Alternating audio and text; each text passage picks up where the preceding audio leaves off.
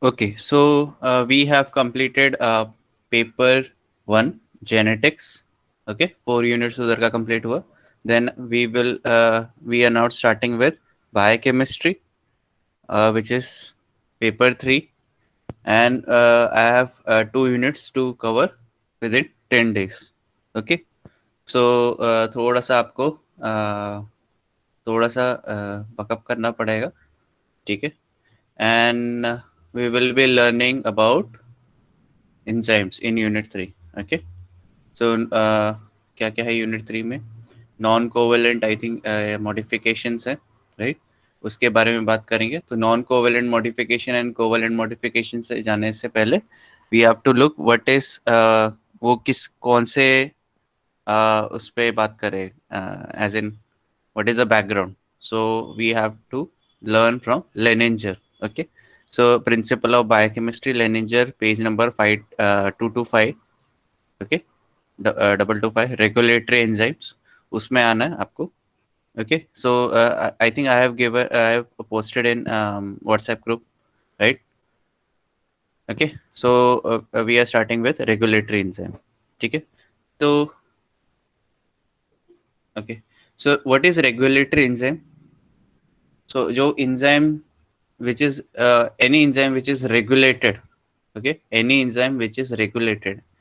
So regulation इधर क्यों जरूरी है, एंजाइम का रेगुलेशन क्यों जरूरी है? क्योंकि आपको वो एंजाइम 24/7 365 डेज वर्क नहीं करवाना, ठीक है. इसलिए regulation of that enzyme is necessary. Okay, वापस मैं बोल रहा हूँ, देखो कोई भी एंजाइम है, आपको उसको कंट्रोल रखना है. As an it should be active when a particular substrate is available. Okay, then it should be active, otherwise it should be inactive. Okay, or it should be inactive to another other substrates which are मतलब जो वो उसके लिए नहीं है, ठीक है. जैसे फॉर एग्जांपल एंजाइम 1 है, बट इट एन सबस्ट्रेट कोई और है, तो it should not B actively converting that substrate. Okay, so but regulatory enzyme में यही है कि आपको अगर मैं बेसिक बता देता हूँ. सो रेगुलेटरी एंजाइम में क्या होता है, जैसे ये pathway for example, hopefully white board दिख रहा है आप लोगों को. Yes, just second.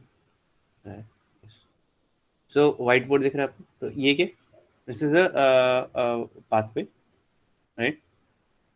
ठीक है, मैंने खाली रिप्रेजेंटेटिव पर्पसेस के लिए A B C D. So what is A, what A, एक तो है ये प्राइमरी सबस्ट्रेट है, ठीक है. डी क्या, फाइनल प्रोडक्ट है, ठीक है. बी क्या, इट इज एन इंटरमीडिएट, ये इंटरमीडिएट है, बी हो गया, सी हो गया. ओके, सो फॉर एग्जांपल अगर ए इज सबस्ट्रेट तो बी उसका एंड प्रोडक्ट है, ठीक है. बी इज अ प्रोडक्ट, ठीक है, but B is a substrate for C, ठीक है. सी के लिए जैसे अगर मैं इधर ए एंजाइम बी एंजाइम डाल देता हूँ. ओके, तो सी के लिए B is the substrate and C is the end product. और फिर डी के लिए क्या, C is the substrate and D is the end product, ठीक है. तो ये सीक्वेंशियल फॉर्म में चलता है, ये आपको सबको पता है, ठीक है. एंड इसके बाद क्या होता है आपका, जो अगर ये कॉन्सेंट्रेशन ऊपर हो गया इसका, ओके, फाइनल सबस्ट्रेट का सॉरी प्रोडक्ट का कॉन्सेंट्रेशन है हाई इन द सेल. सो क्या होगा, अगर प्राइमरी सॉरी एंड प्रोडक्ट का जो एंड प्रोडक्ट का जो कॉन्सेंट्रेशन है, if it passes or surpasses threshold limit, what happens, it may be तो सेल क्या कर सकता है, it may be toxic. End product ज्यादा रहेगा तो it can be toxic in nature, ठीक है. टॉक्सिक रहेगा और basically the cell can not handle this amount of end product. तो क्या करेगा, अभी ये हो सकता है टॉक्सिक हो, तो इसलिए इट विल रिलीज, ठीक है, रिलीज कर देगा इन्वायरमेंट में, ठीक है. इन्वायरमेंट में रिलीज कर देगा, okay, it will throw it out. तो इधर क्या हो रहा है आपका,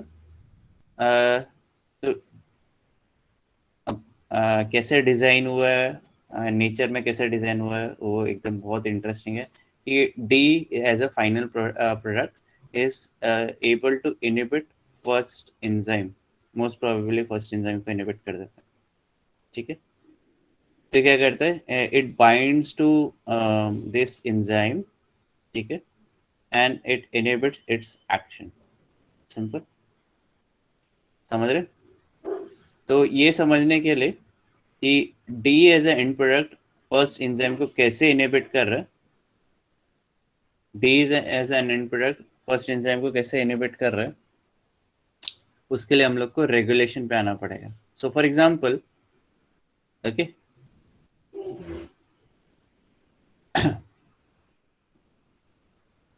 ठीक है. So this is an enzyme, ठीक है, और इधर आपका there are two sides. Regulatory enzyme बोला तो टू साइड्स होगा. अगर नॉन रेगुलेटरी एंजाइम है तो वन साइड ही रहेगा, which is called as active site, ठीक है, एक्टिव साइट होगा. ओके, सो एक्टिव साइट में क्या होगा? यस, कोई बता सकता है एक्टिव साइट में क्या रहेगा? एक्टिव साइट भी बोल सकते हैं या कैटालिटिक साइट भी बोल सकते हैं. सो व्हाट इज कैटालिटिक और एक्टिव साइट? तो इधर क्या होगा, आपका जो सबस्ट्रेट आएगा, फॉर एग्जांपल ये आ रहा है, ठीक है, इट विल बी मॉडिफाइड. ठीक है, कैसे मॉडिफाई है? ये एंजाइम है बेसिकली. एंजाइम में एक्टिव साइट है या उसको कैटालिटिक साइट भी बोल सकते हैं. Now substrate will bind to this and it will become modified. जैसे इस पे ये प्रोडक्ट बन गया, ठीक है. जैसे फॉर एग्जांपल ये हेक्सोकाइनेज है, ठीक है, एंड ये शुगर मॉलिक्यूल, ठीक है. तो ये क्या हो गया? ओके, शुगर फॉस्फेट हो गया, ठीक है. ओके, अभी इधर क्या होगा? इधर देयर इज ये एक दूसरा साइट है जो कि आपके रेगुलेटरी एंजाइम्स में रहता है. मतलब सॉरी, नॉट रेगुलेटरी एंजाइम्स, वो गलत हो जाएगा.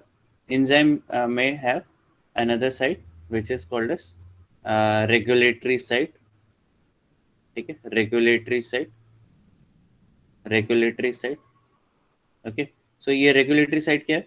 इधर आपके मॉड्यूलेटर्स आ सकते हैं, मॉड्यूलेटर्स बोल सकते हो या इफेक्टर्स बोल सकते हो. ओके, मॉड्यूलेटर्स और इफेक्टर. तो आपने सुना रहेगा पॉजिटिव इफेक्टर, नेगेटिव इफेक्टर, सुना है इन प्रीवियस सेमेस्टर, और या भूल चुके हो? यस, याद है कि ऊपर से गया? अच्छा, याद है कि गया है ऊपर से? अभी समझ रहा है कि ऊपर से जा रहा है, ये पता था मुझे. Yes,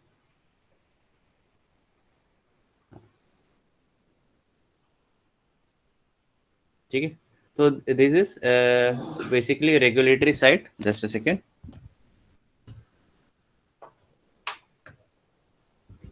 so this is regulatory site. Okay, और इधर कौन आता है रेगुलेटरी साइट में? मॉड्यूलेटर्स आ सकते हैं.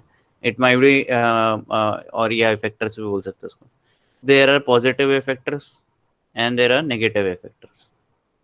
So for example, hexokinase is converting this sugar molecule into sugar phosphate. ठीक है, ये हम लोगों ने normal glycolysis में देखा है, right? Now it might happen that the concentration of pyruvate increases. Okay, now pyruvate as the end product will bind to this regulatory site. Example दे रहा हूँ, ठीक है, एकदम hard, ठीक है, theoretical example है. So it may bind to this. Now this is modulating the active site. क्या बोल रहे हैं? मैं modulate कर रहा हूँ, तो इसलिए इसको बोलते हैं modulators बोल सकते हैं, इफेक्टर्स बोल सकते हैं. तो इफेक्टर, तो ये क्या कर रहा है? ये इफेक्ट कर रहा है, एक्टिव साइट को इफेक्ट कर रहा है. कैसे इफेक्ट कर रहा है? तो एक्टिव साइट में क्या होगा? There might be changes. Active site में क्या होगा? चेंजेस आएंगे.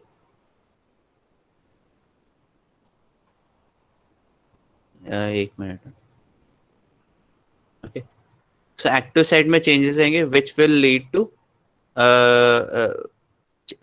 एक्टिव साइट में चेंजेस आएंगे, जिसकी वजह से क्या होगा? आपका जो शुगर मॉलिक्यूल है, it may no longer bind to active site. ठीक है, तो ऐसे मॉड्यूलेट हो जाएगा, मतलब there might be a conformation change also. तो ये ऐसे हो जाएगा, ठीक है. तो क्या होगा, sugar molecule can not attach to active site, ठीक है। तो ये इसलिए क्या हो जाएगा, अगर शुगर मॉलिक्यूल नहीं हो रहा तो फिर शुगर फॉस्फेट भी नहीं जनरेट होगा, ठीक है, मतलब इसका एंड प्रोडक्ट नहीं जनरेट होगा। ओके, सो वो रुक जाएगा। तो इस in this case pyruvate is acting as a negative regulator या नेगेटिव इफेक्टर या नेगेटिव मॉड्यूलेटर बोल सकते। ओके, एंड इधर फिर हो सकता है कि आपका जो अगर एटीपी ATP और AMP will act as a positive regulator. Now why AMP? ठीक है, जितना ज्यादा शुगर मॉलिक्यूल रहेगा उतना शुगर फॉस्फेट बनेगा और उतना एंड प्रोडक्ट पायरुवेट बनेगा, जिससे ATP प्रोडक्शन होगा। तो हायर लेवल ऑफ AMP रहेगा, मतलब क्या समझ रहे, कि जो कॉन्सेंट्रेशन है of sugar, it is very low, ठीक है, इट इज वेरी लो। तो जो ATP लेवल है it is also low, therefore it means AMP level is very high, ठीक है। तो AMP can reactivate this thing, ठीक है। तो आई थिंक फिर एक बार काम खत्म हो गया तो फिर इधर AMP आ जाएगा and it will bind to regulatory site which will ये क्या करेगा, वापस इसको बैक टू द नॉर्मल में कन्वर्ट करेगा। Now sugar is present, sugar phosphate बनेगा एंड ATP जनरेट होगा। यस, समझ रहा है कि ऊपर से जा रहा है, बता दो।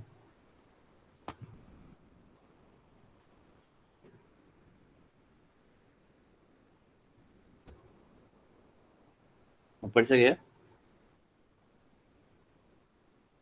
किसी को ऊपर से गया तो बता दो, रिपीट करता हूँ, कर दूंगा। And if you have any doubts पूछ लो। ओके, रिपीट बोला। ओके, रुक जाओ रुक जाओ रुक जाओ। फिर से मैं बता देता हूँ, रुको। मैंने इधर बताया, वापस मैं बताता हूँ, ठीक है। तो अभी क्या हुआ, अभी एंड प्रोडक्ट था pyruvate and pyruvate was inhibiting और नेगेटिवली अफेक्टिंग या नेगेटिवली मॉड्यूलेट कर रहा था एंजाइम को, हेक्सोकाइनेज, ठीक है, एग्जांपल। तो अगर हेक्सोकाइनेज बंद हो गया तो क्या होगा, आपका जो ग्लूकोज टू ग्लूकोज फॉस्फेट का जो ग्लूकोज 6 फॉस्फेट जो जनरेट हो रहा था वो स्टेप बंद हो गया, राइट, है कि नहीं। तो मतलब क्या होगा, लैक्टेट भी नहीं बनेगा आपका, जो भी है पायरुवेट भी नहीं जनरेट होगा, पायरुवेट से लैक्टेट, इथेनॉल या अगर TCA साइकिल चल रहा रहेगा तो वो भी नहीं जनरेट। तो ये बेसिकली ये पूरा पाथवे बंद हो जाएगा, मतलब TCA को फीड करने के लिए कुछ भी नहीं रहेगा, मतलब ATP भी जनरेट नहीं होगा। तो ATP production would be less, और आपको पता है उसके हिसाब से फिर इन्वर्सली प्रोपोर्शनल,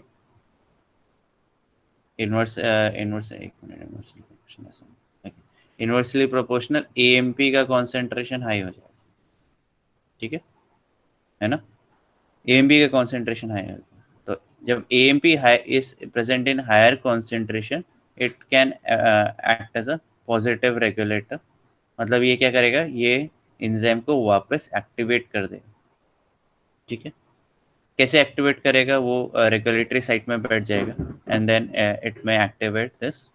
फिर जो आपका जो एंजाइम है which was in this form under negative regulation, it will actually वो वापस उसमें मॉड्यूलेशन या कन्फर्मेशन चेंज आएगा, जिसकी वजह से वो ओरिजिनल फॉर्म में आ जाएगा, wherein active site is now open for substrate।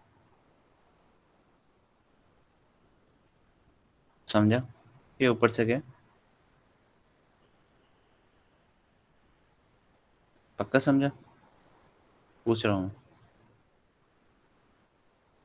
Amrita के ऊपर से गया, बता दो, रिपीट कर सकता हूँ मैं, कोई प्रॉब्लम। अमृता है, पक्का समझा ना। ओके, ठीक, गुड। ओके, सो इसमें क्या होगा, आपका रेगुलेटरी साइड में क्या आता है, पॉजिटिव इफेक्टर आता है या नेगेटिव इफेक्टर आता है, ठीक है। तो उससे क्या होगा, एंजाइम मॉड्यूलेट होगा। अभी इधर क्या हो रहा है, बेसिकली एंजाइम रेगुलेट हो रहा है। क्यों regulation is, why is regulation important, regulation क्यों इंपॉर्टेंट। तो कोई चीज बोलते हैं ना कि ज़्यादा भी अच्छी नहीं है कम भी अच्छा नहीं, ठीक है. It has to be balanced. Okay, so everything has to be balanced including enzymes.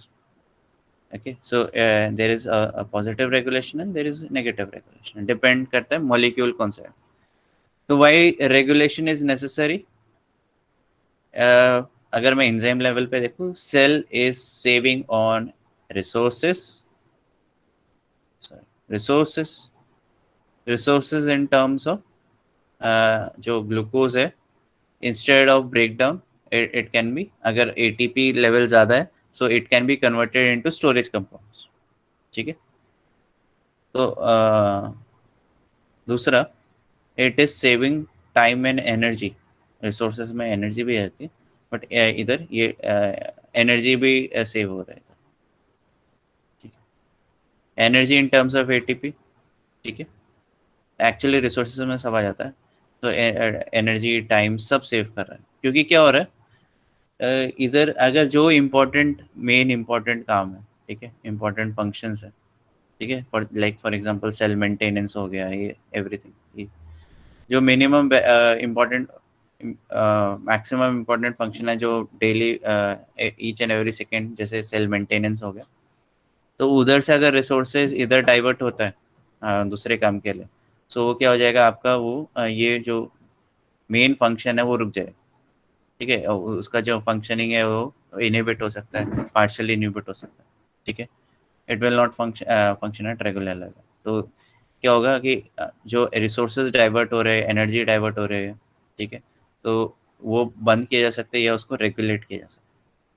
ठीक है, so cell can now focus more on maintaining cell integrity. ठीक है, सेल की इंटीग्रिटी मेंटेन रहेगी, तो वो उधर फोकस कर सकते हैं. ठीक है, रिसोर्सेज भी उधर डाल सकता है, एनर्जी एंड टाइम उधर डाल सकता है. ठीक है,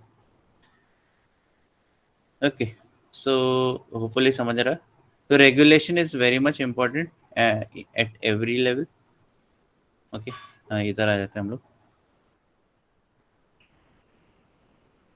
ठीक है, तो जैसे सेलुलर मेटाबॉलिज्म में एंजाइम्स, ग्रुप ऑफ एंजाइम्स जैसे में हम लोगों ने डिस्कस किया, ग्लाइकोलिसिस से लेके लैक्टेट फॉर्मेशन हो गया, या पायरुवेट फॉर्मेशन भी हो गया, या अल्कोहल फॉर्मेशन हो गया, बहुत सारे एंजाइम्स वर्क कर रहे हैं. ठीक है, okay, and it is a multi reaction breakdown. जैसे मल्टी रिएक्शन है, मतलब मल्टीपल रिएक्शन है, glucose 6 phosphate, fructose 6 phosphate, fructose 1,6 bisphosphate, G3P, DHAP, right, उनके बीच में भी ट्रायस फॉस्फेट आइसोमेरेज है, राइट, है ना.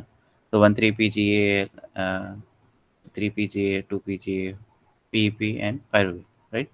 सो मल्टीपल रिएक्शंस है, एंड ऑब्वियसली सबके मल्टीपल एंजाइम्स है. ठीक है, तो इसमें इसमें क्या हो रहा है कि आपका वन एंजाइम बिकम, जो प्रोडक्ट जो जनरेट हो रहा है, जैसे मैंने बताया, intermediates, it is a substrate for next enzyme. ठीक है, ओके, सो ये चलते हैं. तो हम लोगों ने काफ़ी ज़्यादा बात की है, मतलब in semester, in previous semester we have actually covered many reactions, right. तो ये सेमेस्टर में भी है, we will go through it. Okay, and जो भी एंजाइम्स है, दे फॉलो एंजाइम काइनेटिक्स. आपको पता है एंजाइम काइनेटिक्स, आपने आई थिंक SY में पढ़ा रहेगा, राइट. पढ़ा है ना एंजाइम काइनेटिक्स के बारे में, Michaelis Menten equation, right, hopefully पढ़ा रहेगा. इनहिबिटर्स के बारे में पढ़ा रहेगा, कॉम्पिटिटिव इनहिबिटर्स, अनकॉम्पिटिटिव इनहिबिटर्स. ठीक है, यस, ओके. तो ऑब्वियसली जो एंजाइम्स है,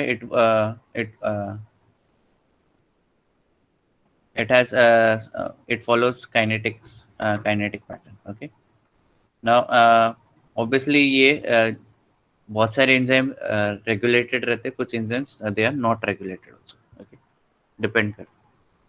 एंड इसमें क्या होता है, रेगुलेशन से क्या होता है, जैसे फॉर एग्जांपल, क्या है, एकदम सिंपल एग्जांपल या एनालॉजी दे सकता हूँ फैन का. ठीक है, ठीक है, सो आपके घर पे अभी आपने फैन चला रखा है, राइट? क्यों? क्यों? समर सीजन है तो आपने फुल पे चला है, राइट? तो आपको ज़्यादा हवा मिले। रेनी सीजन में हो सकता है आपने स्लो चलाया, हो सकता है। और obviously in obviously in winter season आप फैन, अगर आप 16 डिग्रीज है तो आप फैन चलाने के सोचोगे नहीं, तो you will switch off basically. ठीक है? तो लाइक ये भी रेगुलेटर बोलते हैं ना उसको, जो आप नॉब स्विच करते हो, राइट? नॉब को घुमाते हो, दिस इज रेगुलेटर। वैसे ही इंजाइम्स भी रेगुलेटरी रहते हैं। ठीक है? एंड उनका catalytic side can be increase किया जा सकता है या डिक्रीज किया जाता है। उनकी कैटालिटिक एक्टिविटी इंक्रीज कर सकते हैं या डिक्रीज कर सकते हैं। ठीक है? ओके।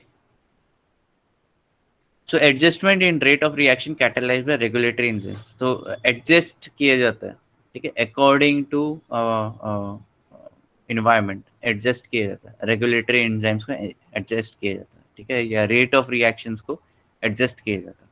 ठीक है? ओके। जिससे पूरा का पूरा मेटाबॉलिक सीक्वेंसेस रेगुलेट हो जाएगा। मतलब ऐसा नहीं है कि एक एंजाइम पूरा हाई, जो फर्स्ट एंजाइम है वो बहुत हाई वर्क कर रहे हैं, बाकी के एंजाइम्स लो वर्क कर रहे हैं, लो एक्टिविटी दिखा रहे हैं, ऐसा नहीं होता है। एकदम सिंक्रोनाइज पैटर्न रहता है। ठीक। और ज़्यादातर क्या होता है कि जो हम लोगों ने आई थिंक डिस्कस भी किया था बहुत पहले, ठीक है, प्रीवियस सेमेस्टर, कि ज़्यादातर जो फर्स्ट एंजाइम रहता है पाथवे का, ठीक है, and that is called as, भूल गया मैं। सो बॉटल नेक इफेक्ट नहीं रहेगा, वो जेनेटिक्स आ गया, सॉरी। सो नाम पता है? फर्स्ट एंजाइम अगर रेगुलेट किया जाता है तो क्या होता है? नाम क्या बोलते हैं उसको?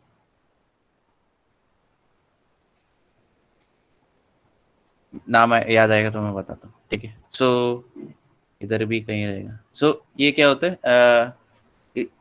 अगर फर्स्ट एंजाइम सबसे मेन रेगुलेटरी रहता है, उसको इनिबिट के एंड प्रोडक्ट क्या करते हैं, इनिबिट कर सकते हैं, ठीक है, या मॉड्यूलेट कर सकते हैं। तो अगर फर्स्ट एंजाइम बंद हो गया तो बाकी के एंजाइम्स भी जो है वो एक्चुअली उसको फॉलो करते हैं। ठीक है? तो वो भी ऑब्वियसली फर्स्ट एंजाइम बंद हो गया तो प्रोडक्ट इंटरमीडिएट जनरेट नहीं होंगे, एंड ऑब्वियसली पूरा का पूरा पाथवे बंद हो सकता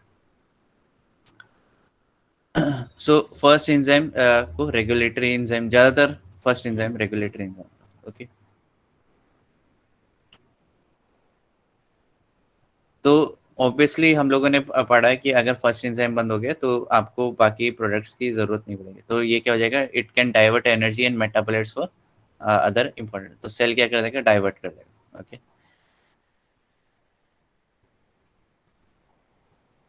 ठीक है? Other enzymes in the sequence are usually present at the level that provide an excess catalytic activity, they generally promote their reaction as fast as their substrates are available. ठीक है? तो जैसे ही सब्सट्रेट अवेलेबिलिटी बढ़ जाएगी वैसे ही उसकी enzyme की concentration भी बढ़ जाएंगे, एंड उतनी उस हिसाब से catalytic activity will increase. Okay. समझ रहे हैं? बता दो, समझ रहे हैं कि ऊपर से आ रहा है, बता दो मुझे।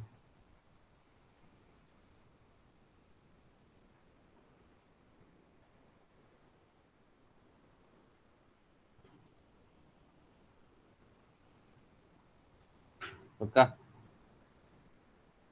Now we will move to allosteric enzymes. ठीक है? तो एलोस्टेरिक एंजाइम्स के बारे में वो जब भी बात करते हैं, सो ऑब्वियसली इसमें आपको इफेक्टर्स बोलते हैं या मॉड्यूलेटर बोल सकते हैं उसमें। ठीक है? So positive and negative effect कर सकता है या मॉड्यूलेट कर सकता है। ठीक है? तो ये क्या है? जैसे मैंने आई थिंक इधर बताया था, राइट? इधर, एक, सॉरी, इसको मैं, ओके। अच्छा मुझे बताओ, ये इसको देख के, जैसे एएमपी जा रहा है, अभी एएमपी का कॉन्सेंट्रेशन फॉर एग्जांपल डिक्रीज हो गया सेल के अंदर। ठीक है? क्योंकि ये enzyme is functioning rapidly. Okay. So AMP का कॉन्सेंट्रेशन कम हो गया, एटीपी का ज़्यादा हो गया। तो do you think AMP will remain binded to this? No, right? है ना? एएमपी का कॉन्सेंट्रेशन डिक्रीज हो गया तो एएमपी क्या होगा, इधर से निकल जाएगा। ठीक है, तो ये क्या हो गया, एक टाइप का रिवर्सेबल रिएक्शन हो गया, रिवर्सेबल। ठीक है, रिवर्सेबल रिएक्शन हो गया। मतलब क्या हो गया कि आपका जो मॉड्यूलेटर है, पॉजिटिव हो सकता है, नेगेटिव इफेक्टर मॉलिक्यूल्स भी बोल सकते हैं, तो इट में bind, sorry, it will bind temporarily. ठीक है, टेम्पररी बाइंडिंग रहता है। ठीक है, परमानेंट बाइंडिंग रहता है तो ये हमेशा के लिए एक्टिव रहता है या हमेशा के लिए इनएक्टिव रहता है। तो it is a temporary binding, temporary arrangement है। ठीक है, जैसे आपका फैन का स्विच है, it is a temporary arrangement, right. आप वो अटक नहीं गया 5 उसमें, right, you can switch 5 4 3 2 1, right, तो आपका फैन उतना स्लो चलेगा। वैसे this is a temporary arrangement, मतलब टेम्पररी है, रिवर्सेबल है। अगर ये गया तो ये वापस भी आएगा, तो एंजाइम विल भी वापस वो रीएक्टिवेट हो जाएगा। ठीक है, so it is a reversible in nature. ठीक है, अब रिवर्सेबल में भी दो टाइप के आपके रिएक्शंस होते हैं। ओके, एक तो है नॉन कोवेलेंट बाइंडिंग, अब सबको पता है नॉन कोवेलेंट बाइंडिंग, और दूसरा है कोवेलेंट मॉडिफिकेशन। ठीक है, तो नॉन कोवेलेंट बाइंडिंग या नॉन कोवेलेंट मॉडिफिकेशन बोल सकते हैं इसको, एंड दूसरा टाइप होता है कोवेलेंट मॉडिफिकेशन। तो आपको समझ रहे, नॉन कोवेलेंट बाइंडिंग मतलब क्या हो गया, it is a weak bond. ठीक है, और कोवेलेंट मॉडिफिकेशन मतलब थोड़ा स्ट्रॉन्ग बॉन्ड। ठीक है, तो रिवर्सेबल, जब हम लोग एलोस्टेटिक एंजाइम्स के बारे में बात कर रहे हैं, तो मॉड्यूलेटर्स कैन, दोनों भी ऑब्वियसली रिवर्सेबल है, बट एक में स्ट्रॉन्ग बाइंडिंग दिखा सकते हैं जो कोवेलेंट मॉडिफिकेशन बोला जाता है, और एक में वीक बाइंडिंग हो सकता है जो नॉन कोवेलेंट मॉडिफिकेशन, ये नॉन कोवेलेंट बाइंडिंग। ओके, समझ रहे कि ऊपर से जरा बता दो मुझे, किसी को डाउट है? यस, एनी डाउट, कुछ पूछना है आप लोगों को?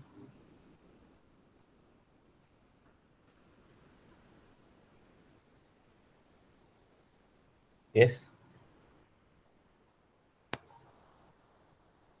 Okay, at at the end of class मैं इसका कोमल का कल का क्वेश्चन मैं कवर अप करूंगा, सीटी वैल्यू क्या होता है। ठीक है, ओके, जितना मैं समझ पाया मैं उतना बता दूँ। ठीक है, ओके, सो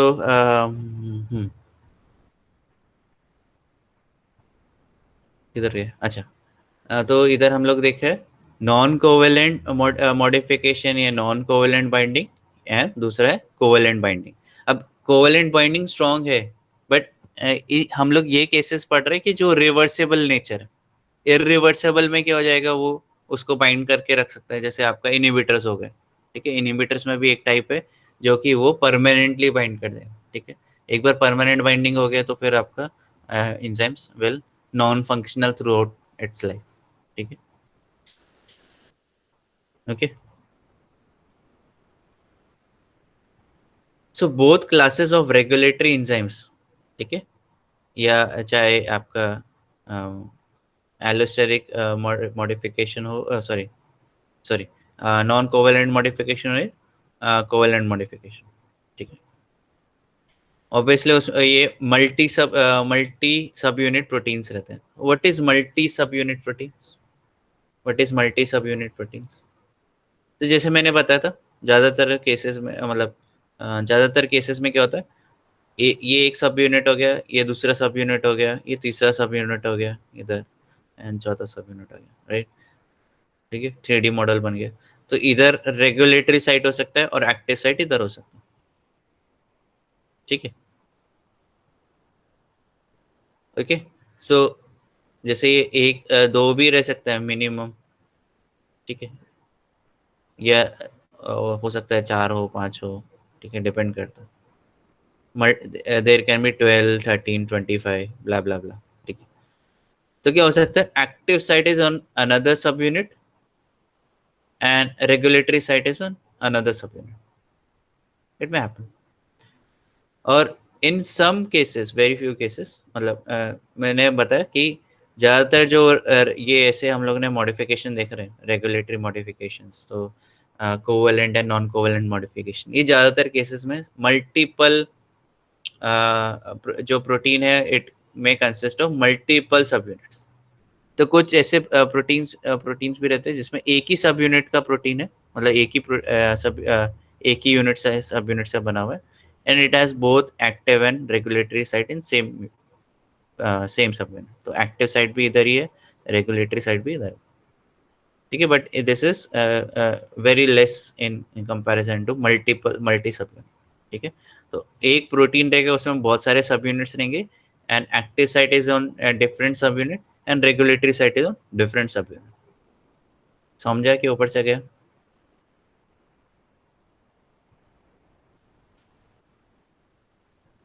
ठीक है। तो आप बोलोगे कि हम लोग ये क्यों पढ़ रहे हैं? तो इन दिस थिंग, तो अगर एक ही सब यूनिट है तो उसमें हम लोग क्या इसको आइसोलेट करना है, and we can do experiments, ठीक है। एक्टिव रेगुलेटरी, मैंने पॉजिटिव एंड नेगेटिव रेगुलेटर्स ले लिया, and then I can see कि एक्टिव साइट रियली कभी एक्टिव है, ठीक है, ओके। एंड अगर मैंने दोनों पॉजिटिव एंड नेगेटिव रेगुलेटर्स डाले तो एक्टिव साइट क्या फंक्शन करेगा, बहुत सारी चीज़ें। अभी ये ऐसे केसेस में क्या होता है, मल्टीपल सब यूनिट्स में आप मल्टीपल सब यूनिट रहने दे सकते हो, और एल्स एंड चेक कर सकते हो पॉजिटिव एंड नेगेटिव रेगुलेटर में कैसे फंक्शन कर रहा है, और एल्स यू कैन बेसिकली सब यूनिट्स को सेपरेट कर सकते हो, सब यूनिट्स को सेपरेट कर सकते हो, ठीक है। तो ये अलग हो गया, और इसको अलग से आइसोलेट कर लिया, ठीक है, अलग टेस्ट ट्यूब्स में, ठीक है। अभी ये क्या एक्टिव साइट रहेगा इसमें, तो मैं इधर अगर सबस्ट्रेट डालूंगा it will convert into product directly. क्यों? क्योंकि रेगुलेटरी साइड तो है नहीं, राइट? समझ रहे? तो सबस्ट्रेट डालूंगा तो it will be converted into product, simple. क्योंकि regulatory side is in different sub unit, और रेगुलेटरी साइड इसको कोई सिग्नल ही नहीं दे रहा कि शुड इट रिमेन एक्टिव और नॉट एक्टिव, सिंपल। समझ रहे? तो मैं सब यूनिट्स को सेपरेट कर सकता हूँ, and I can then study its activity, right?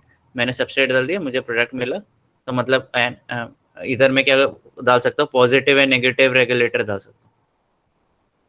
तो ऑब्वियसली इधर रेगुलेटरी साइट नहीं है, तो ये इधर पॉजिटिव एंड नेगेटिव रेगुलेटर का कोई भी असर नहीं होने वाला, ठीक है। तो it will convert substrate into product in presence of negative regulators also, ठीक है।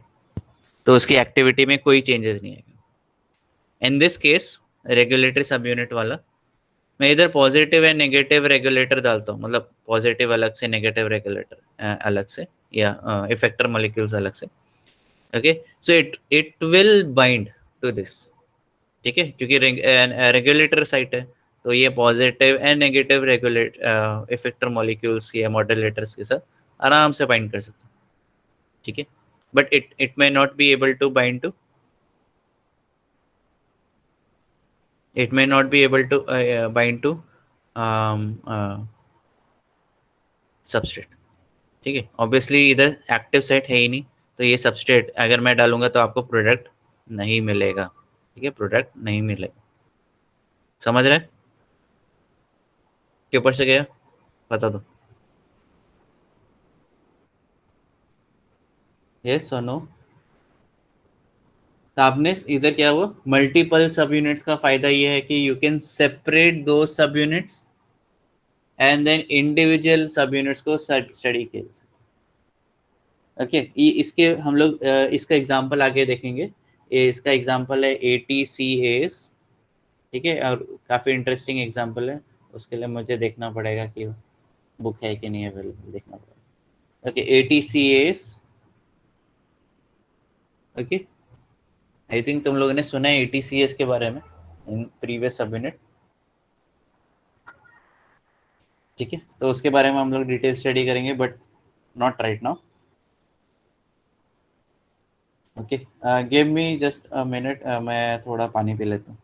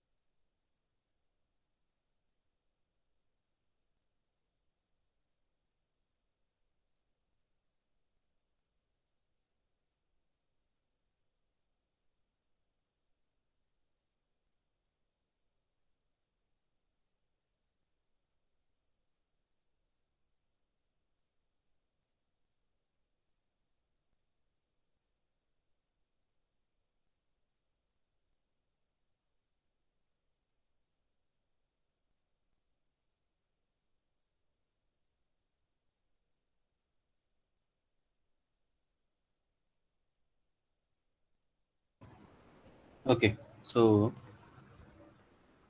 16, okay, 15 students are there. इधर से हम लोग इधर आ जाता है.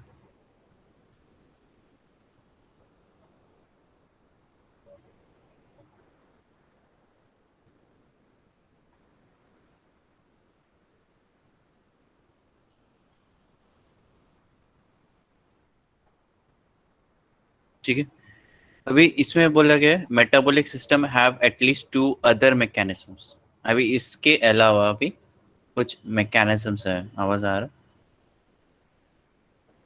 यस, ओके, या. सो मेटाबॉलिक सिस्टम इसमें बताया there are other 2 mechanisms also. ठीक है, एटलीस्ट बोला है, मतलब जो और मैकेनिज्म्स फाइंड आउट हुए और हो सकता है और भी इन फ्यूचर डिस्कवर किया जा सकता है. ठीक है, some enzymes are stimulated or inhibited when they are bound by separate regulatory proteins. So इधर स्टिमुलेशन हो सकता है, इनिबिशन हो सकता है, इधर अगर वो दूसरे रेगुलेटरी प्रोटीन के साथ बाउंड किया रहेगा. ठीक है, जैसे फॉर एग्जांपल जो जैसे फॉर एग्जांपल अगर इनिबिटर या नेगेटिव इनिबिटर है, ठीक है, एंड या नेगेटिव मॉड्यूलेटर है, so it may B cleaved.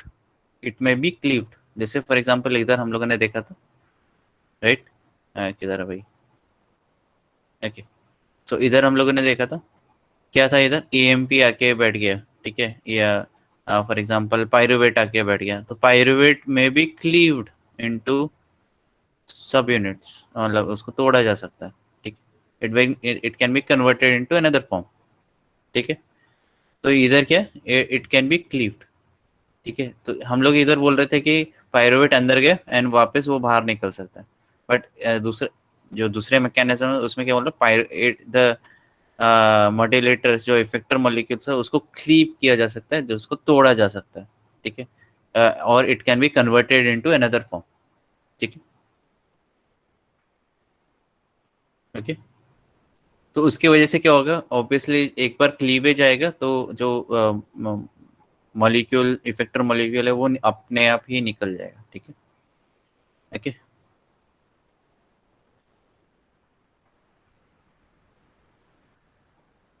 Okay, सो आगे चलते हैं. Obviously regulation bye proteolytic cleavage is irreversible in nature. ठीक है, एक बार क्लीवेज आया तो उधर इरिवर्सिबल हो जाता है. ठीक है, तो इट में स्टार्ट फंक्शनिंग और नॉट फंक्शनिंग जो भी हो सकता है, इफेक्टर मॉलिक्यूल्स के ऊपर डिपेंड है. ओके, तो इसमें डाइजेशन एग्जांपल जो जिसमें इरिवर्सिबल आता है, इसमें आता है डाइजेशन, आता है ब्लड क्लॉटिंग आता है. एंड ब्लड क्लॉटिंग के ऊपर हम लोग we will be seeing a multi cascade system जिसमें ब्लड क्लॉटिंग आता है. ठीक है, एंड ये सिस्टम बहुत ज़्यादा इंपॉर्टेंट है क्योंकि आपको पता होना चाहिए कि ब्लड क्लॉट कैसे होता है. ठीक है, फिर हार्मोन का एक्शंस होते हैं. ठीक है, and vision.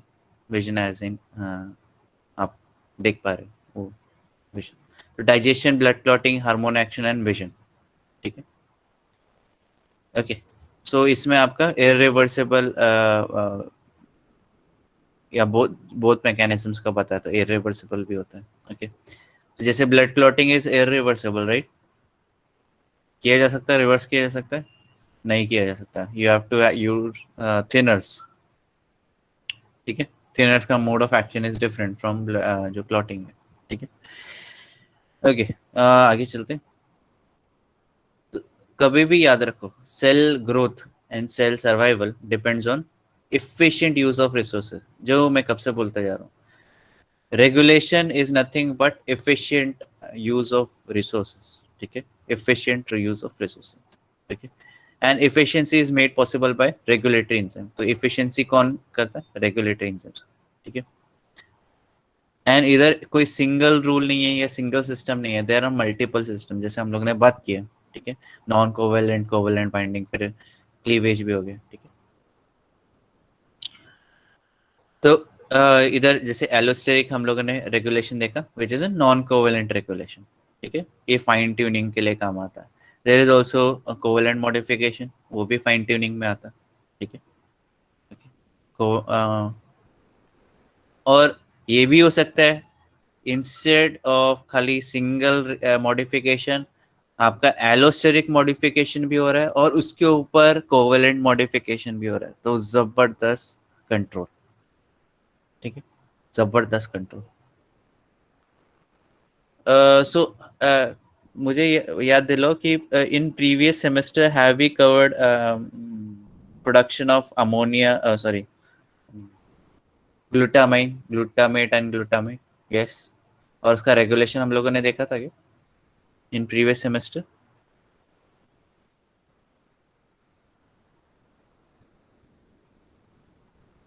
Yes, Sonu,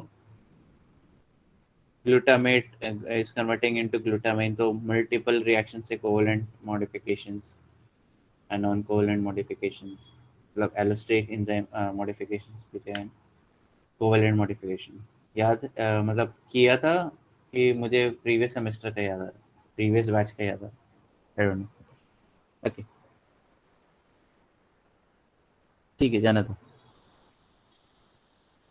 okay, so several type of regulation में आकर इन सिंगल रेगुलेटरी एंजाइम, तो मतलब एक ही रेगुलेटरी एंजाइम में आपका एलोस्टेरिक मॉडिफिकेशन भी हो सकता है, आपका कोवेलेंट मॉडिफिकेशन भी हो सकता है। ठीक है, इसका बेस्ट एग्जांपल हम लोग अमोनिया फिक्सेशन में देखेंगे, जिसमें जो ग्लूटामेट ग्लूटामाइन में कन्वर्ट हो रहा है। ठीक है, तो उसमें दोनों भी मॉडिफिकेशन है and that is very very important. Okay, आगे चलते हैं। ठीक है, तो ये हम लोग जो रेगुलेशन है वो इसमें देखेंगे, एंड जो अमोनिया फिक्सेशन है या उसका अलग से अलग चैप्टर में। ठीक है, तो उसमें भी हम लोग देखेंगे। ठीक है, तो allosteric proteins are those have other shape और conformation induced by binding of modulators. तो एलोस्टेरिक प्रोटीन क्या होते हैं? जो रेगुलेटरी मॉलिक्यूल्स, रेगुलेटरी बोल रहा हूँ, मॉड्यूलेटर्स हो सकते हैं या इफेक्टर्स हो सकते हैं, पॉजिटिव या नेगेटिव, उसकी वजह से कंफर्मेशन में चेंज होता है या शेप में चेंज आता है, एक्टिव साइट के शेप में या कंफर्मेशन में चेंज आता है। ओके, तो इससे क्या होता है, ये जो मॉलिक्यूल है एंजाइम है, वो एक्टिव से लेस एक्टिव फॉर्म में कन्वर्ट हो सकता है। एक्टिव से लेस एक्टिव, जरूरी नहीं है कि पूरा का पूरा बंद हो जाए, it may B converted into active side into less active form. ठीक है, ओके,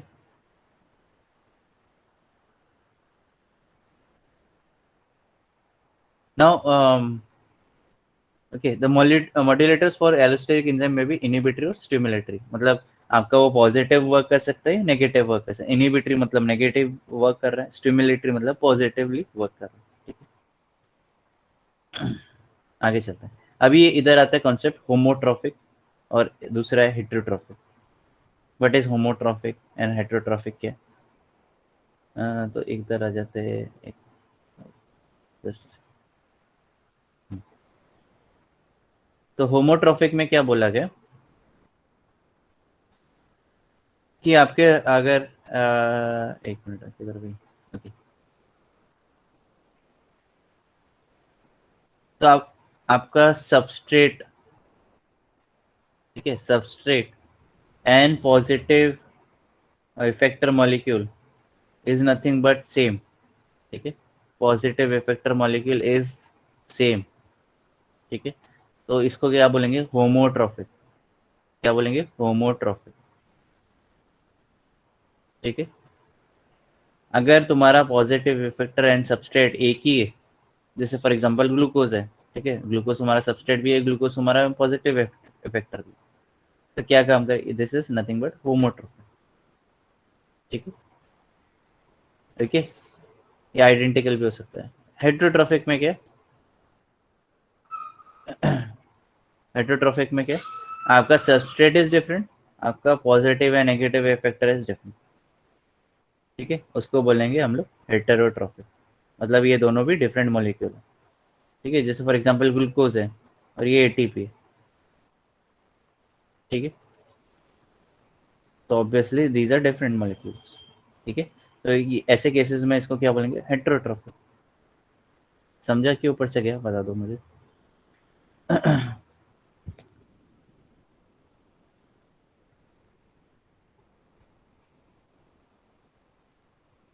समझा?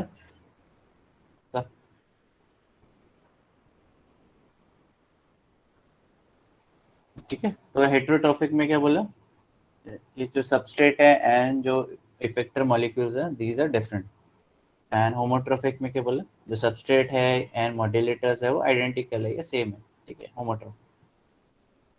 ओके, सो इसमें इफेक्ट सिमिलर है, ऑक्सीजन बाइंड कर रहे हैं हीमोग्लोबिन को, तो oxygen is also acting as आपका इफेक्टर मॉलिक्यूल। ठीक है, पॉजिटिव इफेक्ट।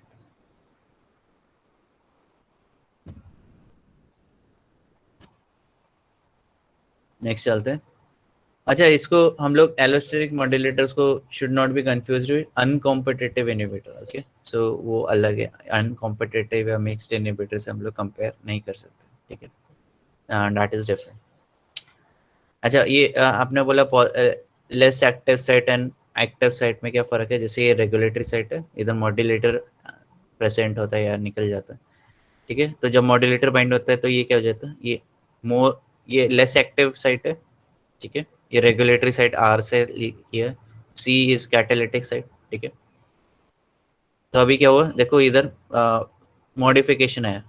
ठीक है, इधर मॉडिफिकेशन है, राइट। अभी इसको मॉडिफिकेशन कैसे दिया, इसको इटैलिक्स में कर दिया। ठीक है, मतलब ये जो शेप है वो इटैलिक्स में आ गया, मतलब टेढ़ा हो गया। ठीक है, and substrate now is able to bind to catalytic site with more efficiency. ठीक है, और इसको बोलेंगे हम लोग एक्टिव एंजाइम सबस्ट्रेट कॉम्प्लेक्स। ठीक है, ओके, सो ज़रूरी नहीं सब पूरा का पूरा पढ़ना, हम लोग देखेंगे। अच्छा, ATCase का हम लोग का फुल फॉर्म है एस्पार्टेट ट्रांस कार्बामाइलेज, एंड उसके हम लोग बारे में पढ़ेंगे। Okay,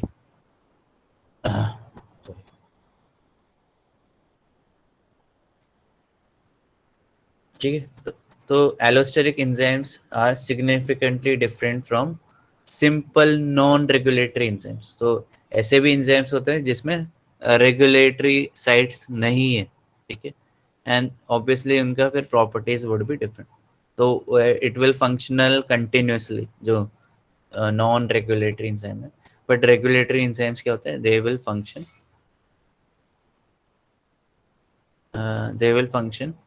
just a second.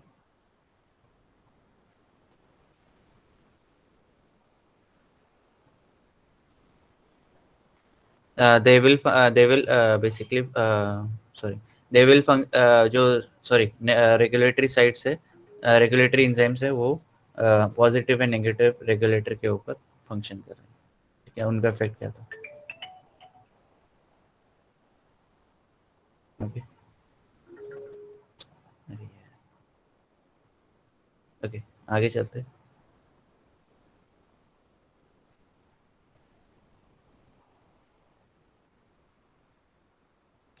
Allosteric enzymes क्योंकि उसमें it has regulatory side, so it is generally larger and more complex than non allosteric enzyme, right? उसमें regulatory enzymes आ जाते हैं, it can be multiple subunits also। ठीक है, तो उसके वजह से क्या होता है, ये it is more complex and it is large। ठीक है, ज़्यादातर इन एलोस्टेरिक एंजाइम्स में दो या उससे ज़्यादा सब यूनिट्स होते हैं। ठीक है, जैसे ATCase है, उसमें करीबन करीबन 12 सब यूनिट है, 12 पॉलीपेप्टाइड चेन्स है। ठीक है, ओके, तो ये इधर एक्सरे एनालिसिस से ये पता चला। ठीक है, ये राइट साइड में अगर तुम देख पा रहे हो, तो 1 2 3 4 5 6 7 8 9 10 और पीछे 11 और 12। ठीक है,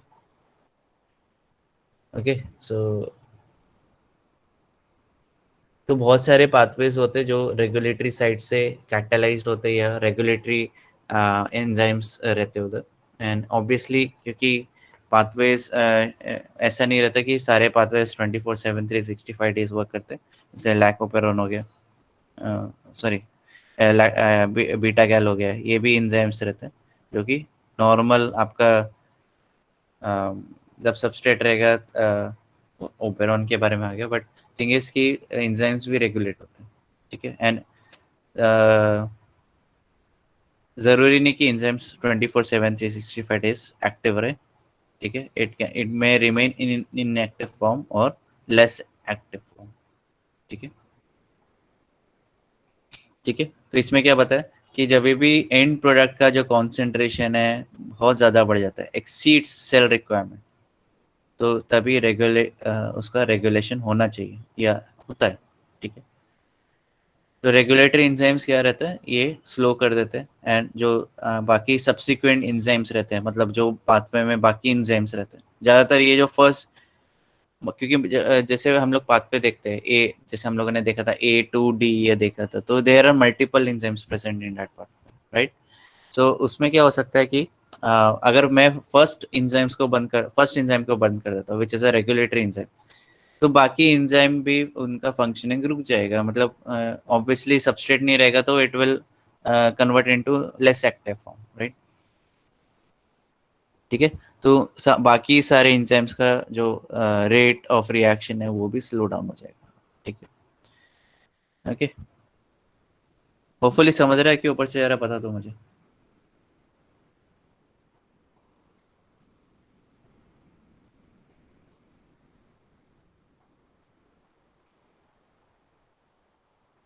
ओके,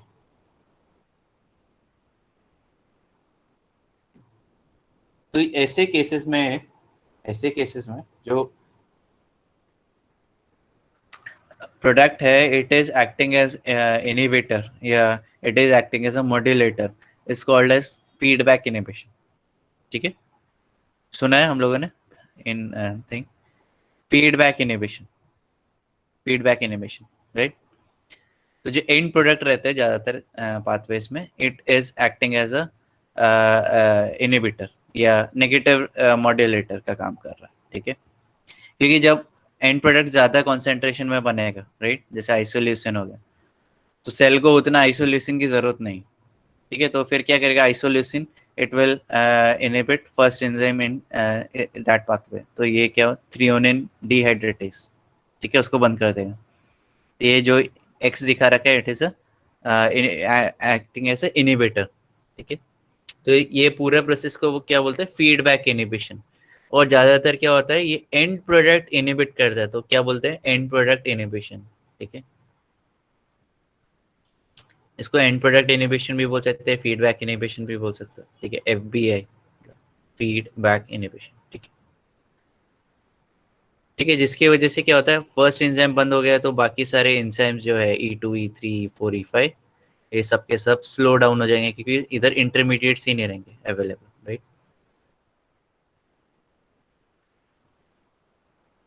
ठीक है, जो सबसे पहले रिकग्नाइज किया गया है एलोस्टेरिक फीडबैक इनहिबिशन के लिए वो था conversion of threonine to isolation.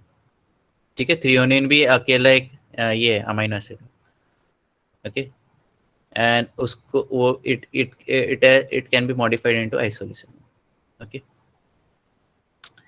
सो इसमें सिस्टम में देखा गया threonine dehydratase is inhibited by isolation, product of last reaction of the series, मतलब जो एंड प्रोडक्ट था वो इनहिबिट कर रहा है फर्स्ट एंजाइम।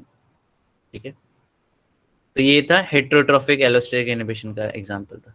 ठीक है, क्योंकि आइसोलेशन तो इधर है नहीं। ठीक है, तो ये एंड प्रोडक्ट तो A is not I isolation, right.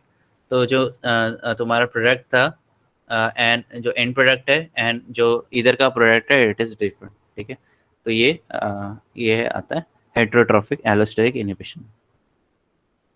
Next है, तो isoleucine is quite specific as an inhibitor. No other intermediates in this sequence inhibits threonine dehydratase. बाकी जो है आपके इंटरमीडिएट्स है, ए हो गया, बी हो गया, सी हो गया, डी हो गया, it is not inhibiting first enzyme. क्यों? क्योंकि ये इंटरमीडिएट्स है। तो जो एंड प्रोडक्ट है isolation, it has ability to inhibit first enzyme. ठीक है, और ज्यादातर वही केसेस होते हैं, जो एंड प्रोडक्ट रहता है वो फर्स्ट एंजाइम पे इनहिबिट कर देता है। इससे क्योंकि अगर इंटरमीडिएट बंद करने जाएगा तो हो सके आइसोलेशन की जरूरत है, तो isolation can not inhibit this. ठीक है, okay, so this binding is non covalent binding, क्योंकि एलोस्टेरिक बोल रहे हैं हम लोग, एलोस्टेरिक बाइंडिंग की बात कर रहे हैं। ठीक है, तो जो हम लोग बात करेंगे ATCase में, उसमें एलोस्टेरिक बाइंडिंग भी होगा एंड कोवेलेंट मॉडिफिकेशन भी होगा, दोनों भी होगा। ठीक सो ये रेडिली रिवर्सिबल है, जैसे आइसोलेशन का कॉन्सेंट्रेशन डिक्रीज हो जाता है सेल के सेल में, तो क्या हो जाता है कि आपका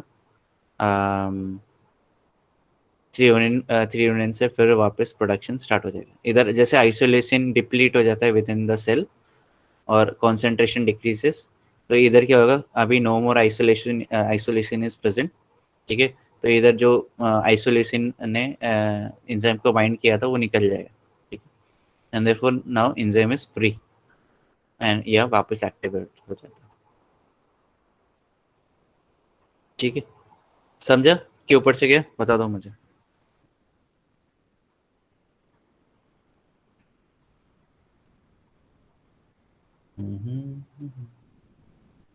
यस, पक्का। किसी को रिपीट चाहिए, बता दो।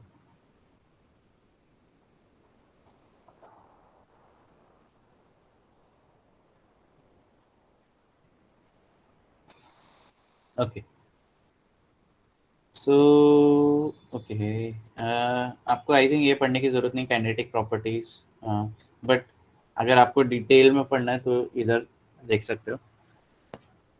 ये आपने कई इक्वेशन देखा रहेगा सेकेंड ईयर में, V0, V max, half max, Km value, ठीक। ओके, जो जो हाफ वी मैक्स रहता है उसका जो के रहता है वो 0.5, ओके। वैसे आप डिटरमाइन कर सकते हो फॉर वेरियस एंजाइम जब वो मॉड्यूलेटर के साथ बाइंड करता है, पॉजिटिव एंड नेगेटिव मॉड्यूलेटर के साथ, ठीक है। ओके, एंड ऑब्वियसली जब एडिशन होता है कैटालिटिक साइट्स में, ठीक है, फॉस्फोराइल ग्रुप ऐड हो गया, या निकल गया, तो उसमें भी कैटालिटिक साइट्स में चेंजेस आते हैं। कैसे चेंजेस आते हैं वो हम लोग कोवेलेंट मॉडिफिकेशन में देखेंगे, ठीक है। तो उसमें यूरिडाइलेशन हो सकता है, आयोडिनाइलेशन हो सकता है, फॉस्फोराइलेशन होता है, ये कोवेलेंट मॉडिफिकेशन के अंदर आता है, जिसके बारे में हम लोग बाद में डिस्कस करेंगे, ठीक है। क्योंकि अभी ऊपर से पूरा का पूरा बाउंसर जाएगा, ठीक है। तो ये भी हम लोग को नहीं करना है, ये भी नहीं करना है, ओके। सो ये पता होना चाहिए व्हाट इज जाइमोजन, पता होना चाहिए, मैं पता होना चाहिए बोल रहा हूँ, ठीक है। व्हाट इज जाइमोजन, तो जो प्रोटीन जब जनरेट होता है, ठीक है, जब प्रोटीन जनरेट होता है ट्रांसक्रिप्शन एंड ट्रांसलेशन से, राइट, होपफुली याद है तुम लोगों को। तो ट्रांसक्रिप्शन एंड ट्रांसलेशन के बाद पोस्ट ट्रांसलेशन मॉडिफिकेशन होता है, ओके। वाह, कॉन्ग्रेचुलेशन रोहित, भाई 1 घंटे का लेक्चर मिस किया तुमने, अच्छा खासा, ओके। सो जब भी पोस्ट ट्रांसलेशनल मॉडिफिकेशन होता है, ठीक है, मतलब ट्रांसलेशन हो गया, प्रोटीन बन गया, but that is not a functional protein, हमेशा याद रखो, ठीक है। जरूरी नहीं कि वो फंक्शनल प्रोटीन बने, हो सकता है वो नॉन फंक्शनल प्रोटीन हो, ठीक है। तो उसको एक्टिवेट कैसे करना, या इनएक्टिव प्रोटीन हो उसको, या इनएक्टिव एंजाइम हो उसको एक्टिवेट कैसे करना, तो उसके लिए भी एंजाइम्स रहते हैं, ओके। तो ये इनएक्टिव प्रीकर्सर्स होते हैं, ये इनएक्टिव प्रीकर्सर्स बोलते हैं, इसको जाइमोजन बोला जाता है, ठीक है, याद रखो, ठीक है, जाइमोजन। और जाइमोजन में ऐसे जैसे एक मैं इधर आ जाता हूँ वापस, ओके। सो इसमें जैसे फॉर एग्जांपल ये प्रोटीन है मॉलिक्यूल, ठीक है, 3D फॉर्म में, और इधर क्या है, ये प्रीकर्सर है, ठीक है। तो प्रीकर्सर में क्या हो जाता है, इसको अगर मैं क्लीव कर दूंगा तो it now this molecule will be a active precursor, active protein, ठीक है। सो ये क्या है, प्रीकर्सर था, ये पूरा का पूरा जो इधर तक है ये प्रीकर्सर प्रोटीन है, और जब इसको क्लीव किया जाएगा, इसको तोड़ा जाएगा, ठीक है, इधर से तोड़ा जाएगा, तब ये क्या हो जाएगा, एक्टिव प्रोटीन में कन्वर्ट हो जाएगा, नहीं तो तब तक वो इनएक्टिव फॉर्म में रहे। तो इनएक्टिव प्रोटीन को क्या बोलते हैं, इनएक्टिव एंजाइम को क्या बोलते हैं, जाइमोजन, ठीक है। उसके दूसरे नाम भी है, ये आपको खाली समझने की ज़रूरत है, क्योंकि ये आता है आपके जब एंट्रेंस एग्ज़ाम दोगे आगे जाके, क्योंकि एंट्रेंस एग्ज़ाम अभी आपका हो चुका है I think, December, December in month of December में होता है, ठीक है, दिसंबर जनवरी में होता है। सो प्लीज़ अच्छे से इंटरनेशनल लेवल या नेशनल लेवल के कॉलेजेस में एडमिशन लो, अच्छा रहेगा, तुम्हारा फ्यूचर सिक्योर रहेगा। ओके, सो इसमें ये भी आता है। तो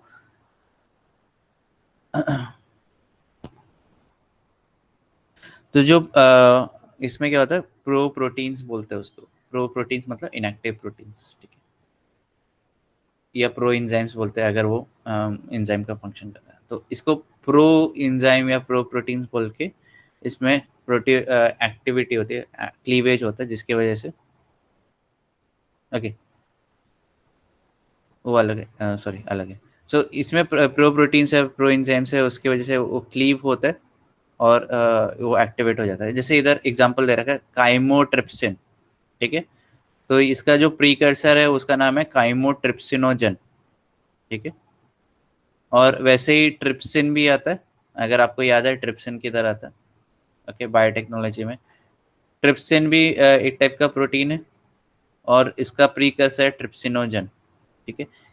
क्लीवेज के बाद, मतलब प्रोटियोलिटिक क्लीवेज के बाद ये एक्टिवेट हो जाते हैं, ठीक है। मतलब जब पोस्ट ट्रांसलेशन मॉडिफिकेशन होता है, तो इसमें जो एक्सेस जो प्रोटीन है जो नहीं चाहिए, तो ये इनएक्टिव प्रोटीन को एक्टिवेट किया जाता है, ठीक है। तो ट्रिप्सिनोजन से कुछ सेगमेंट्स हटा के, अमीनो एसिड सीक्वेंस हटा के उसको एक्टिवेट किया जाता है, ठीक है।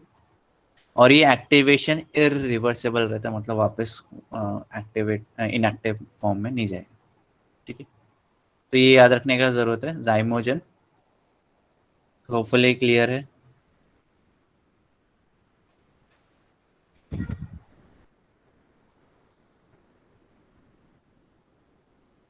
यस, क्लियर है।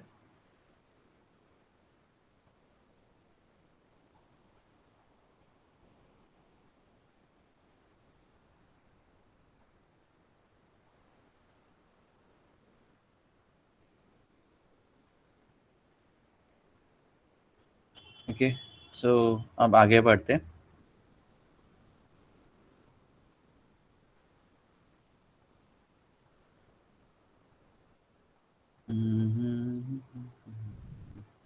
इधर तो हम लोगों ने प्रोडक्ट इनिबिशंस की बात की थी, राइट, फीडबैक इनिबिशंस की बात की थी, तो उसमें हम लोग डिटेल में आने वाले हैं अभी। And actually feedback inhibition was somewhat covered in previous semester also, but हम लोग वापस ये सेमेस्टर में करने वाले, and this will be recorded. So अगर आपको फ्यूचर में कभी भी आपको देखना है, तो you can obviously go through this. Now this book is Conn and Stumpf, ठीक है, outlines of biochemistry by Kohn and Stump, okay, so you can obviously refer from this, 5th edition का, okay। और तो ये हम लोग product inhibition की बात कर रहे हैं, मतलब प्रोडक्ट को कैसे इनिबिट किया जा सकता है, ठीक है। सो इसमें क्या बोला, जो प्रोडक्ट है जो जनरेट हो रहा है, वो बाई मास एक्शन इफेक्ट अपने ही फॉर्मेशन को इनिबिट कर रहा है, ठीक है। So this is called as product inhibition. जैसे इधर दे रखा है glucose 6 phosphate, conversion of glucose to glucose 6 phosphate by enzyme hexokinase, ठीक है। इसमें क्या है, as glucose 6 phosphate begins to accumulate the reaction slow down, तो जितना ज्यादा ग्लूकोज फॉस्फेट 6 फॉस्फेट जनरेट होगा, ठीक है, एक्सेस जनरेट होगा, तो क्या हो जाएगा, रिएक्शन स्लो डाउन हो जाएगा, क्योंकि आगे के जो इंजाइम्स है वो बंद हो चुके हैं, ठीक है, हो सकता है। तो glucose phosphate can actually inhibit this enzyme, ठीक है। समझा कि ऊपर से क्या, तो इधर क्या बताया, ग्लूकोज टू ग्लूकोज 6 फॉस्फेट है, ठीक है, और इसका प्रोडक्ट एक्सेस में जनरेट हो, तो ये क्या हो सकता है, ये अपने आप को फॉर्मेशन को इनहिबिट कर सकता है। तो ये इसको मैं बोल सकता हूँ होमोट्रॉफिक एलोस्टेरिक इनहिबिशन। क्यों होमोट्रॉफिक, क्यों बोला, क्योंकि glucose is the end product and glucose is also modulator, ठीक है, तो इसलिए होमोट्रॉफिक, होमोट्रॉफिक एलोस्टेरिक इनहिबिशन, ठीक है। एक मिनट।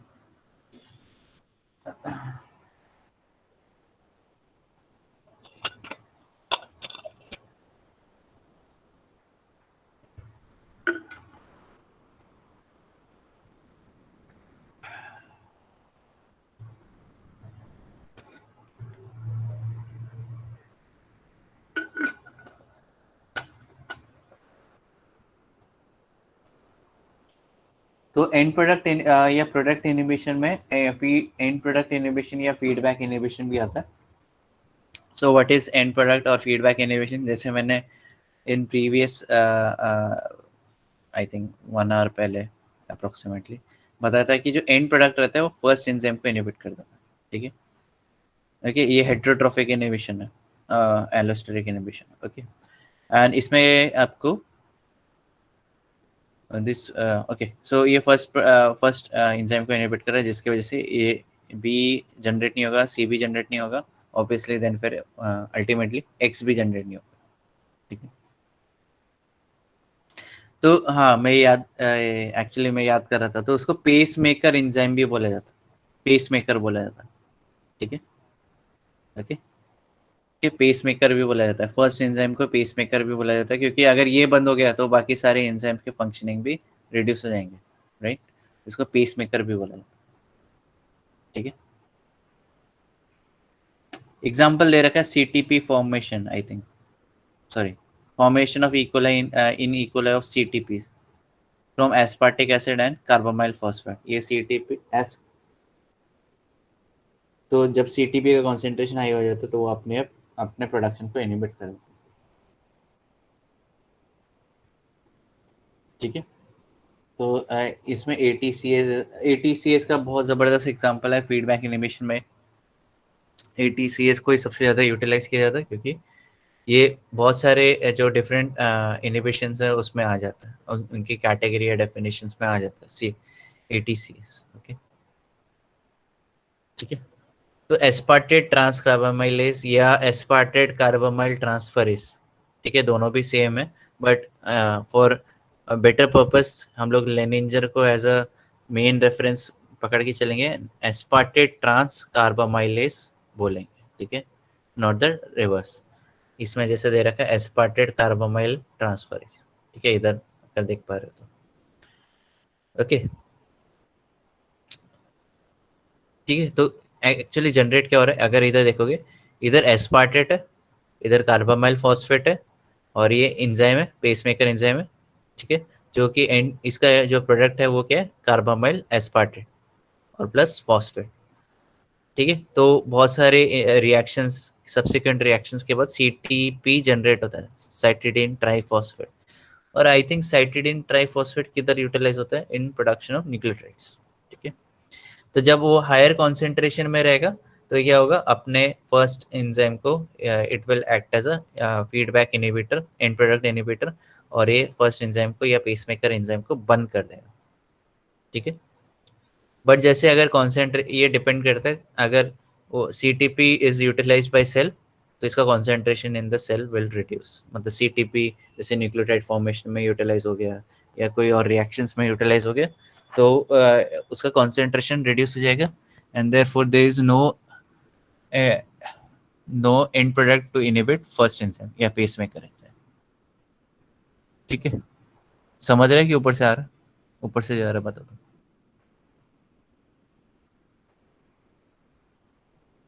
यस, ऊपर से जा रहा है तो रिपीट बोल दो.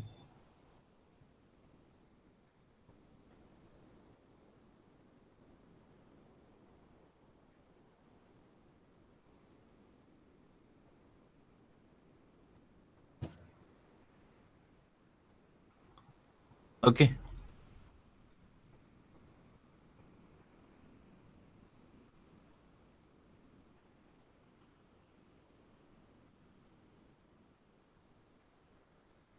ठीक है. जैसे ही सीड एंड प्रोडक्ट का जो कॉन्सेंट्रेशन डिक्रीज हो जाता है, वैसे ही जो इधर जो फीडबैक इनहिबिशन है वो भी रिलीज हो जाता है. ठीक है. जो एंड प्रोडक्ट जो इनहिबिट करके बैठा हुआ है, ऑब्वियसली एंड प्रोडक्ट का कॉन्सेंट्रेशन डिक्रीज हो गया तो फिर फीडबैक इनहिबिशन भी नहीं होता. ठीक है. ठीक है. सो इनहिबिशन इज रिलीज्ड, क्योंकि हायर कॉन्सेंट्रेशन में ही इनहिबिशन दिखा रहा था ना, बट अभी अगर वो यूटिलाइज हो जाएगा तो अभी हायर कॉन्सेंट्रेशन नहीं, लोअर कॉन्सेंट्रेशन में चला जाए, तो फिर ये इनहिबिशन इसको इनहिबिट भी नहीं करेगा. ओके. नाउ हम लोगों ने अभी बात की थी थोड़ी देर पहले अबाउट एलोस्टेरिक एंजाइम्स में भी most of allosteric enzyme are of multiple subunits, तो एक या उस एक से ज़्यादा, मतलब दो या दो से ज़्यादा हो सकता है। तो ऐसे एंजाइम्स को ओलिगोमेरिक एंजाइम्स भी बोला जाता है। ओलिगोमेरिक मतलब, ओलिगो मतलब मेनी, ठीक है, टू और मोर डिस्टिंक्ट सब यूनिट्स है उसमें, ठीक है, तो इसलिए ओलिगोमेरिक बोला जाता है। वाह, सब रिकॉर्ड बना रहे हैं, 1 घंटा 1.5 घंटे के बाद आ रहे सब लोग।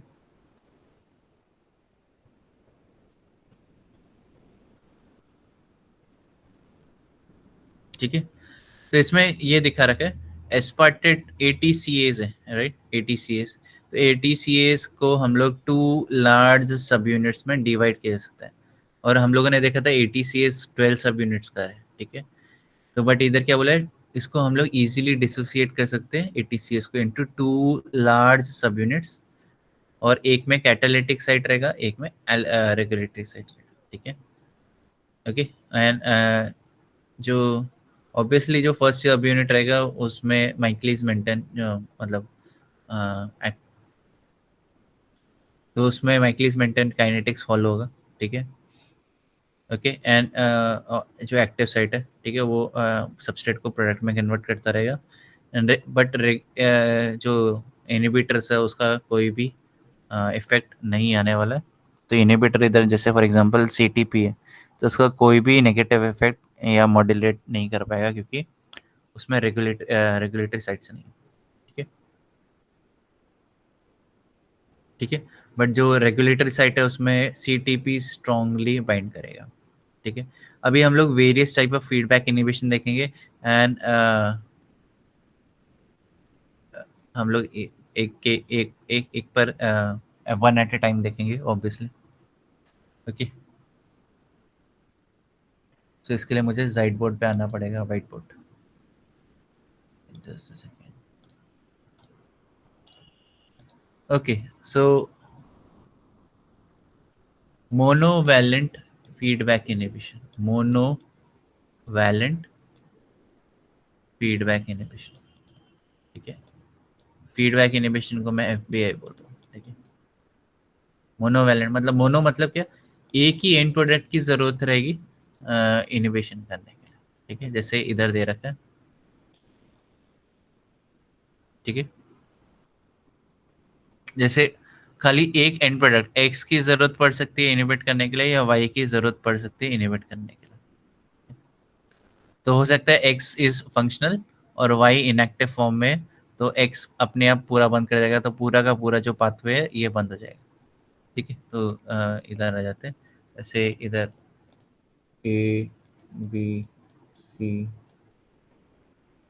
ठीक है, और सॉरी, ओके, एक्स और इधर वाई, ओके। सो इसमें क्या हो सकता है कि आपका एक्स का कॉन्सेंट्रेशन इंक्रीज हो गया, तो वो फर्स्ट एंजाइम को इनहिबिट कर देगा।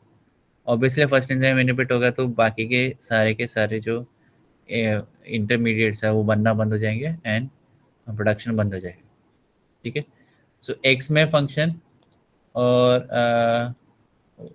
सॉरी, तो वाई भी इनहिबिट कर सकते हैं अगर ये हाई कॉन्सेंट्रेशन होगा, ओके,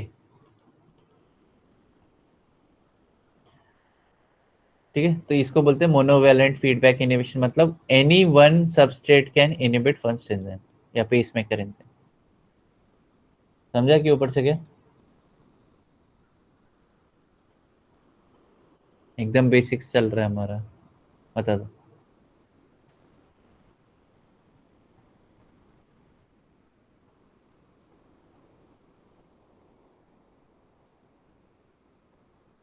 ठीक है, तो feedback inhibition we will see all types of feedback inhibition, then we will stop, ठीक है।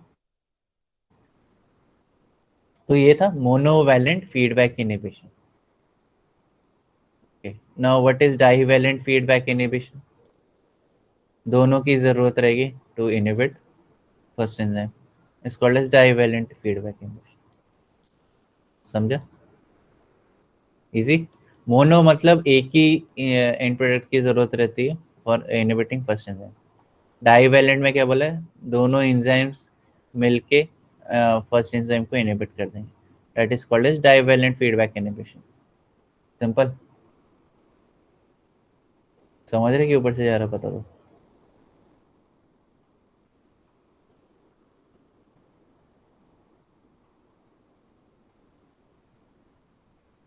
ठीक है, तो मोनोवैलेंट में एक ही one product is enough to inhibit, और डाइवैलेंट में दोनों सबस्ट्रेट एंड प्रोडक्ट की जरूरत रहती है ताकि वो फर्स्ट एंजाइम को बंद कर दे।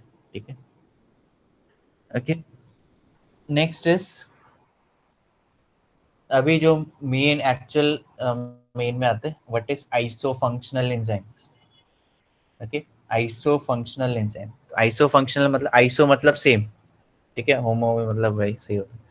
तो आइसो फंक्शनल एंजाइम मतलब क्या, एक सबस्ट्रेट को कन्वर्ट कर रहे हैं एक प्रोडक्ट में, बट बाय डिफरेंट एंजाइम्स, उसका वेरिएशन हो सकता है। ठीक है, a substrate is being converted into product by different enzyme या वे। ठीक है, तो इसको बोलते हैं एक ही different enzymes converting same substrate into same product is called as iso functional enzyme. ठीक है,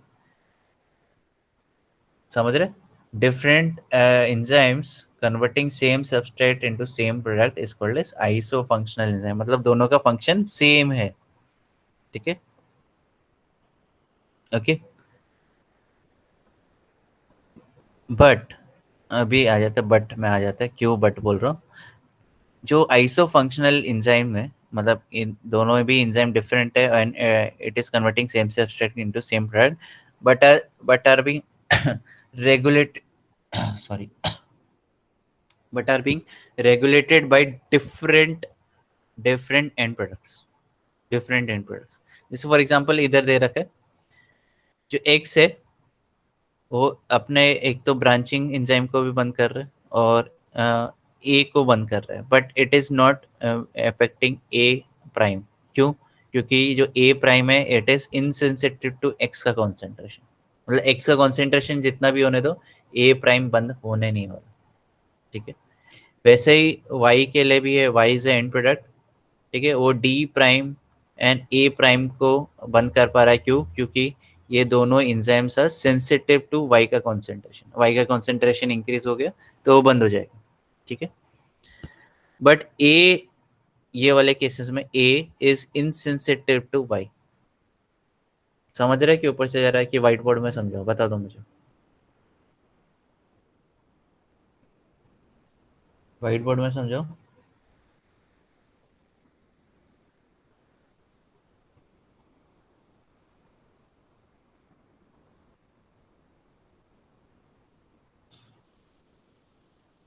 ओके, सो इसमें ये देख लो।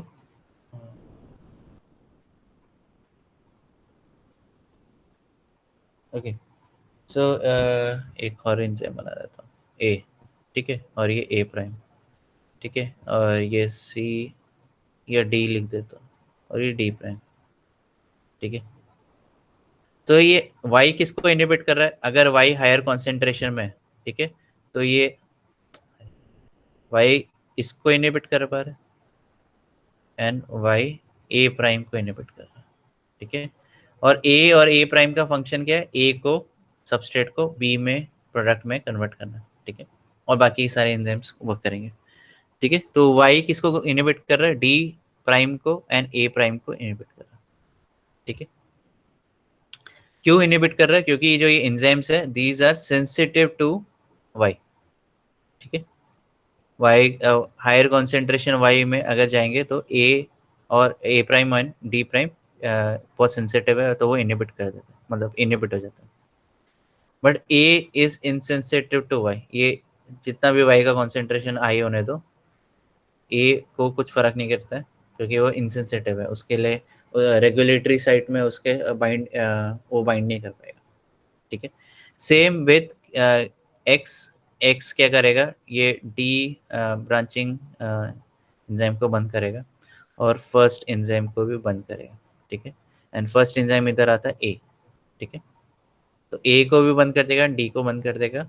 ठीक है, क्योंकि ये जो डी है और ए है इनमें रेगुलेटरी साइट में आपका एक्स आ जाता है as a negative effector molecule, ठीक है, बट ए प्राइम को वो बंद नहीं कर पाएगा। तो इसका फायदा क्या है, फायदा क्या है? तो अगर आप इसको थोड़ा क्लियर कर देता हूँ, फायदा क्या है, ओके, फायदा क्या है? तो ए इधर यार, ए और ए प्राइम, ओके। सो फायदा ये है कि जब भी वाई का कॉन्सेंट्रेशन इंक्रीज हुआ तो ये इसको बंद कर देगा, ठीक है, और इसको बंद कर देगा, ए प्राइम को बंद कर देगा। तो इससे क्या होगा, अभी सी का कॉन्सेंट्रेशन जितना भी है वो सब पूरा डाइवर्ट हो जाएगा एक्स बनाने के लिए, ठीक है।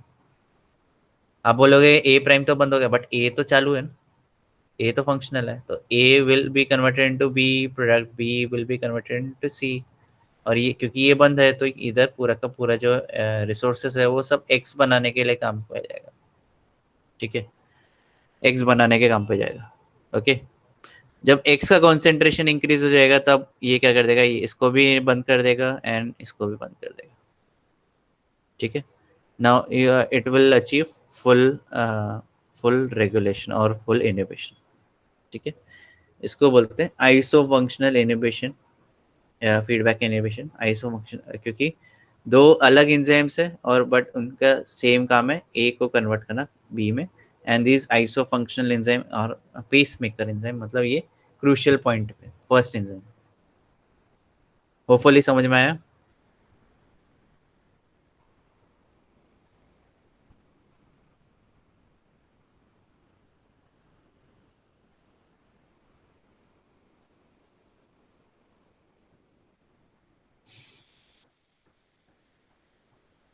ठीक है,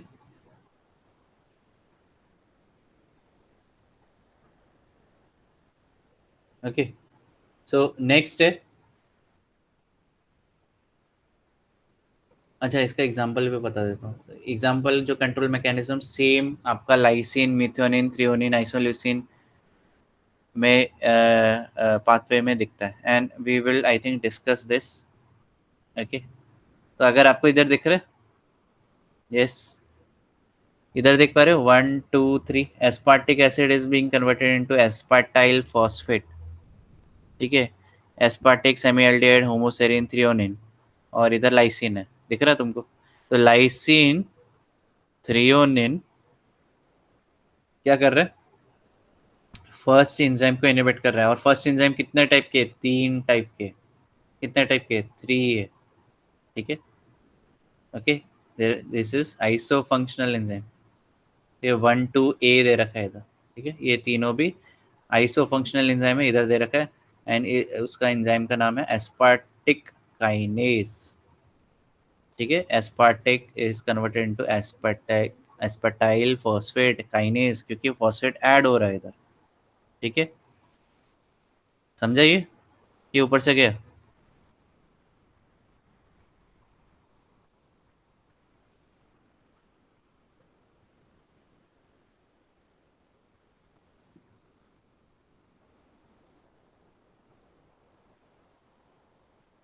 ओके,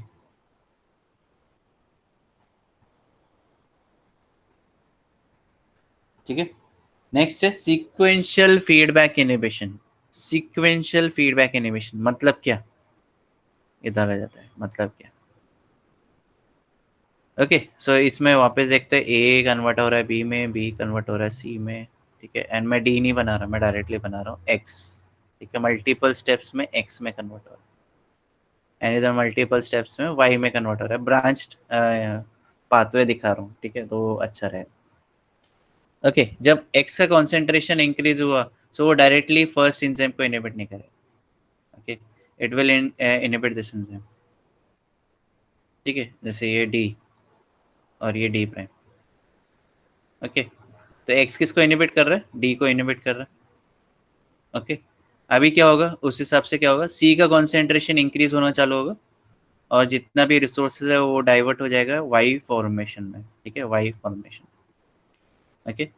अब वाई का कॉन्सेंट्रेशन इंक्रीज हो गया तो क्या होगा, अभी वाई क्या करेगा, इसको डी प्राइम को इनहिबिट करेगा, ओके। सो एक्स ने डी को इनिबिट किया, डी प्राइम को इनिबिट नहीं कर सकता, इनसेंसिटिव है, राइट। एंड वाई क्या करेगा, डी डी प्राइम को इनिबिट कर देगा। अब क्या होगा, अभी सी का कॉन्सेंट्रेशन ज़्यादा हो गया, डबल हो गया, ओके।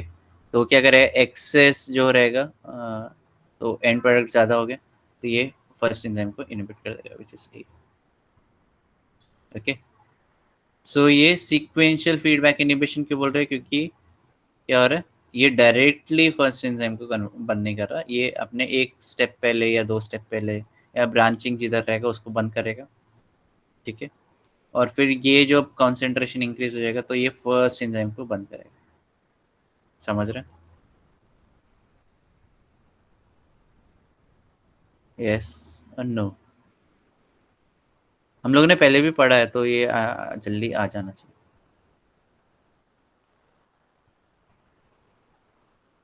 ठीक है। तो एंड प्रोडक्ट डायरेक्टली इधर काम नहीं कर रहा, ठीक है, डायरेक्टली काम नहीं कर रहा, ठीक है, ओके। इधर दे रखे एग्जांपल, एक्स क्या है, डी को बंद कर रहा है, वाई डी प्राइम को इनिबिट कर रहा है, एंड डी का कॉन्सेंट्रेशन इंक्रीज हो तो फर्स्ट एंजाइम, तो इसको सीक्वेंशियल सीक्वेंस फॉर्म में इनिबिशन दिखा रहा है, पैटर्न दिखा रहा है, ठीक है, ओके।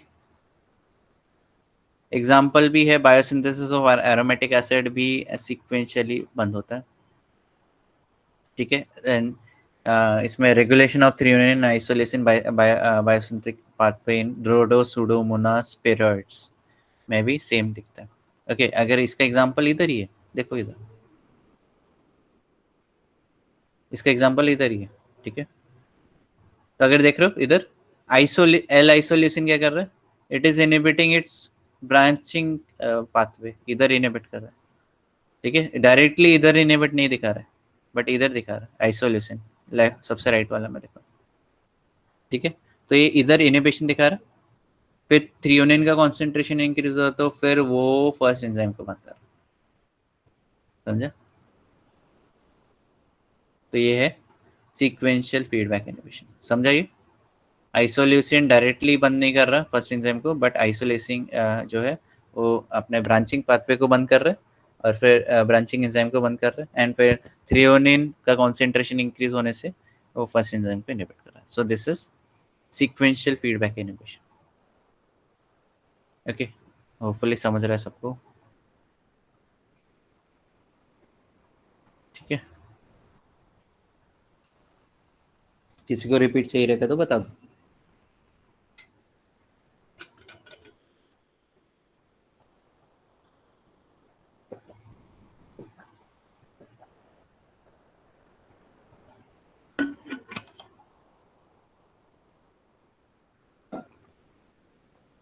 एक मिनट रो था। सो इधर आ जाता हूँ मैं, और ओके इधर। तो इसमें क्या हो रहा है, एक्स के एंड प्रोडक्ट है, देखो A is converting into B C, ठीक है। ये A is a primary substrate और X and Y are end products, ठीक है। और बी सी ये क्या, बी हो गया, सी हो गया, ये क्या इंटरमीडिएट्स हो गए, ठीक है। इधर भी इंटरमीडिएट्स हो जाते हैं, जिधर से ब्रांचिंग हो रहा है तुम देखो इधर एंजाइम क्या है, डी है, ठीक है, और इधर है डी प्राइम, ठीक है। दोनों अलग अलग एंजाइम है क्योंकि अलग अलग एंड प्रोडक्ट जनरेट कर रहे हैं, ओके। एंड इधर तुम्हारा एक्स एंड प्रोडक्ट बना है और इधर वाई एंड प्रोडक्ट बना है, ठीक है। तो x and product directly first enzyme को इनहिबिट नहीं कर रहा है, ठीक है, वो सीक्वेंस में कर रहा है, पहले वो अपने ब्रांचिंग को बंद करेगा, ठीक है। ब्रांच को बंद किया तो ये डी, जैसे फॉर एग्जांपल एक्स ने डी को इनहिबिट कर दिया, ठीक है, डी को इनहिबिट कर, अब डी इनहिब बंद हो गया, ये पूरा पूरा ये पाथवे बंद हो गया, तो अब क्या होगा, जो जितना भी सी बन रहा है वो अभी किधर हो जाएगा, डाइवर्ट हो जाएगा वाई फॉर्मेशन, ठीक है। वाई का कॉन्सेंट्रेशन इंक्रीज हुआ तो वाई भी डी प्राइम को इनहिबिट कर देगा, ठीक है। वो डी को इनहिबिट नहीं कर सकता बिकॉज वो उसके लिए सेंसिटिव नहीं है, ओके। अभी क्या होगा, ये दोनों मिलके दोनों भी बंद हो गए, ब्रांचिंग बंद हो गया, तो मतलब क्या होगा, सी का कॉन्सेंट्रेशन इंक्रीज हो गया, ठीक है। तो सी अभी क्या करेगा, C will inhibit first enzyme, ठीक है, okay. C will inhibit first enzyme, ठीक है। तो एक्स एंड वाई डायरेक्टली नहीं दिखा रहे, बट इनडायरेक्टली इनहिबिट कर रहे हैं फर्स्ट एंजाइम को। सो इसको बोलते हैं सीक्वेंशियल फीडबैक इनहिबिशन। और उसका एग्जांपल इधर भी दिखाया है, मतलब ये है, और इधर देखो आइसोलेशन डायरेक्टली फर्स्ट एंजाइम को इनहिबिट नहीं कर रहा। एस्पार्टिक इधर दिख रहा है, aspartic to aspartyl phosphate, aspartic kinase को इनहिबिट नहीं कर रहा। आइसोल्यूसिन अपने ब्रांच को बंद कर रहा, ठीक है, ब्रांच को बंद कर रहा, ठीक है। इससे क्या होगा, ब्रांच को बंद करने से threonine will not be converted into isoleucine, threonine वैसे का वैसे रहेगा। अब थ्रियोनिन का कॉन्सेंट्रेशन ज्यादा हो जाएगा तो फिर क्या होगा, ये क्या करेगा, फर्स्ट एंजाइम को इनहिबिट करने की कोशिश करेगा। समझा? Okay, so isolation is not directly inhibiting aspartic kinase, but it is inhibiting branching pathway। और थ्रियोनिन फिर जब कॉन्सेंट्रेशन इंक्रीज हो जाएगा तो फर्स्ट एंजाइम को इनहिबिट करने के सोचेगा, ठीक है। तो या फर्स्ट एंजाइम को इनहिबिट करेगा, ये एंजाइम 1 को इनहिबिट करेगा। बट ये याद रखो enzyme 2 and A is still functional, क्योंकि बाकी सारे एंड प्रोडक्ट्स भी बनाने, ओके। एंड जैसे आइसोलेशन यूटिलाइज हो जाता है बाय प्रोटीन फॉर्मेशन, हो गया, okay. If isolation is okay, isolation is utilized तो क्या हो जाएगा, आइसोलेशन का कॉन्सेंट्रेशन डिक्रीज हो जाएगा, तो फिर इधर इनिबिशन के लिए कुछ नहीं रहेगा, ठीक है। एंड थ्रियोनिन का कॉन्सेंट्रेशन भी डिक्रीज उस हिसाब से डिक्रीज हो जाएगा, तो फिर क्या होगा, इधर से रेगुलेटरी जो मैकेनिज्म्स है, इनिबिशन मैकेनिज्म है, वो हट जाएगा। And obviously homoserine will be converted into threonine, ठीक है। समझा कि ऊपर से गया Rahul, sorry Rohit?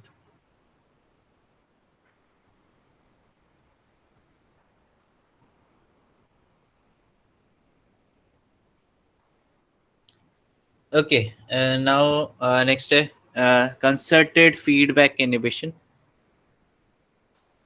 concerted feed, अच्छा कंसर्ट क्या रहता है, कंसर्ट, कॉन्सर्ट बोलते हैं ना, कॉन्सर्ट। तो व्हाट इज कॉन्सर्ट?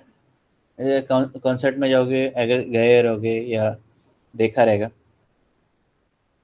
तो अगर कोई सिंगल बंदा बजा रहा है तो आपको मज़ा नहीं आएगा, राइट। खाली एक ड्रम बजा रहा है तो मज़ा नहीं आएगा पूरा 1 घंटे तक, ठीक है। ये गिटार बजा रहा है तो आपको 5 मिनट या 10 मिनट पसंद आएगा, उसके बाद नहीं आएगा, ठीक है। तो पूरा का पूरा बैंड होना चाहिए, राइट। एक गिटार बजाना चाहिए या एक गाना तो गाना चाहिए, राइट। और फिर कोई बैंड में दूसरे ड्रम्स में होना चाहिए या ब्ला ब्ला ब्ला, बहुत सारी चीज़ें। तो जब एक साथ आएंगे तब म्यूजिक जनरेट होता है, राइट, ओके।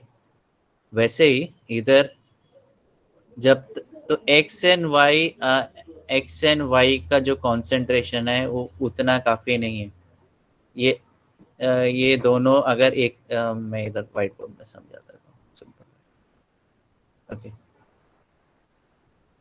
ठीक है। तो एक मैं व्हाइट बोर्ड से समझा देता हूँ, जल्दी समझ जाएगा, okay. And Y, okay. So इसमें क्या हो रहा है, एक्स एंड वाई, ठीक है। अगर एक इंडिविजुअल का कॉन्सेंट्रेशन ज़्यादा रहता है, मतलब वाई का कॉन्सेंट्रेशन बढ़ गया, ठीक है, एग्जाम्पल बोल, तो ये डायरेक्टली फर्स्ट एंजाइम को इनहिबिट नहीं कर पाएगा, ठीक है, इसको इनहिबिट नहीं कर पाएगा, ठीक। और अगर एक्स का ही कॉन्सेंट्रेशन अलोन ज़्यादा हो जाता है तो वो फर्स्ट एंजाइम को इनहिबिट नहीं कर पाएगा, ठीक है। तो फिर बोलोगे क्या चीज़ हो रही फिर, ओके। जब दोनों का कॉन्सेंट्रेशन ज़्यादा रहेगा तब ये एक साथ मिलके फर्स्ट एंजाइम को इनहिबिट कर पाएंगे, नहीं तो individually X and Y are insensitive to A, मतलब A is insensitive to individually X और वाई। बट अगर एक्स और वाई का कॉन्सेंट्रेशन ज़्यादा होता है, ठीक है, दोनों का कॉन्सेंट्रेशन ज़्यादा होता है, देन एंड ओनली देन जो फर्स्ट एंजाइम है या पेसमेकर एंजाइम है, it is sensitive to end products. तो इसको बोलते हैं कंसर्टेड फीडबैक इनहिबिशन। क्यों? क्योंकि जब तक दोनों एंड प्रोडक्ट्स या दोनों या कितने भी एंड प्रोडक्ट्स है जब एक साथ मिलके इनहिबिशन नहीं दिखाएंगे तब तक फर्स्ट एंजाइम इनहिबिट नहीं होने वाला, समझा कि ऊपर से गया?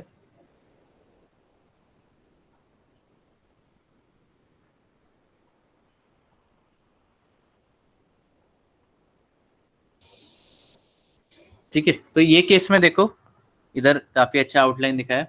इसमें देखो एक्स क्या हो रहा है, एक्स का कॉन्सेंट्रेशन इंक्रीज हुआ तो फर्स्ट एंजाइम को, ये सॉरी ब्रांचिंग एंजाइम को बंद कर देगा। ठीक है, वो इसको ए को बंद नहीं कर पा रहा है, ब्रांचिंग एंजाइम को बंद कर रहा है। तो जितना भी रिसोर्सेज है वो तुम्हारा वाई में जा रहा है। अब वाई का कॉन्सेंट्रेशन इंक्रीज हो गया तो क्या हो गया, वो डी प्राइम को इनिबिट कर रहा है। ठीक है, अब दोनों का एक्स और वाई का कॉन्सेंट्रेशन इंक्रीज हो गया तो ये दोनों मिलके फर्स्ट एंजाइम को इनिबिट कर रहे हैं। ठीक है, this is concerted feedback inhibition. इसमें क्या बोला, in this system enzyme A is insensitive to X और वाई अलोन। तो एक्स और वाई अगर इंडिविजुअल कॉन्सेंट्रेशन हाई रहेगा तो इनसेंसिटिव रहेगा।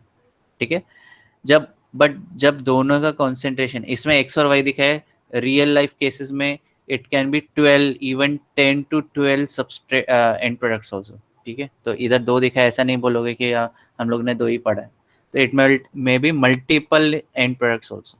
ठीक है, तो इसमें क्या बोला है, जब दोनों का कॉन्सेंट्रेशन, इधर दोनों एक्स और वाई एंड प्रोडक्ट है, एक तो ये सेकेंडरी कंट्रोल दिखाते बाय इनिबिटिंग, ये sorry by inhibiting A, sorry secondary control नहीं बोल रहा, सॉरी प्राइमरी का। तो ये ए को इनिबिट कर सकता है। ठीक है, और एक्स और वाई सेकेंडरी कंट्रोल भी दिखा रहे, डी और डी प्राइम को बंद कर। ठीक है, ये सेकेंडरी कंट्रोल है, ब्रांचिंग को बंद करना है सेकेंडरी कंट्रोल, और फर्स्ट एंजाइम को करना वो प्राइमरी कंट्रोल है। ठीक है, ठीक है, तो ये आपको कंसर्टेड फीडबैक इनिबिशन किधर दिख रहा है, इसका एग्जांपल है थ्रियोनिन एंड लाइसिन का। ठीक है, और अगर आप देखोगे थ्रियोनिन एंड लाइसिन, ठीक है, थ्रियोनिन एंड लाइसिन जब एक साथ काम करेंगे तो it will inhibit first enzyme. ठीक है, तो ये कंसर्टेड फीडबैक इनिबिशन दिखा रहे इधर, लाइसिन का कॉन्सेंट्रेशन हाई है, थ्रियोनिन का भी हाई है, तो ये फर्स्ट एंजाइम को इनिबिट कर रहा है। ठीक है, ओके, तो हर ये डिफरेंट ऑर्गेनिज्म के लिए, ऐसा मत बोलना कि एक ही ऑर्गेनिज्म का मतलब एक ही डायग्राम में सब ऑर्गेनिज्म को चिपका रहा हूँ, ऐसा जरूरी नहीं। ओके, होपफुली समझ में आया कंसर्टेड फीडबैक इनिबिशन।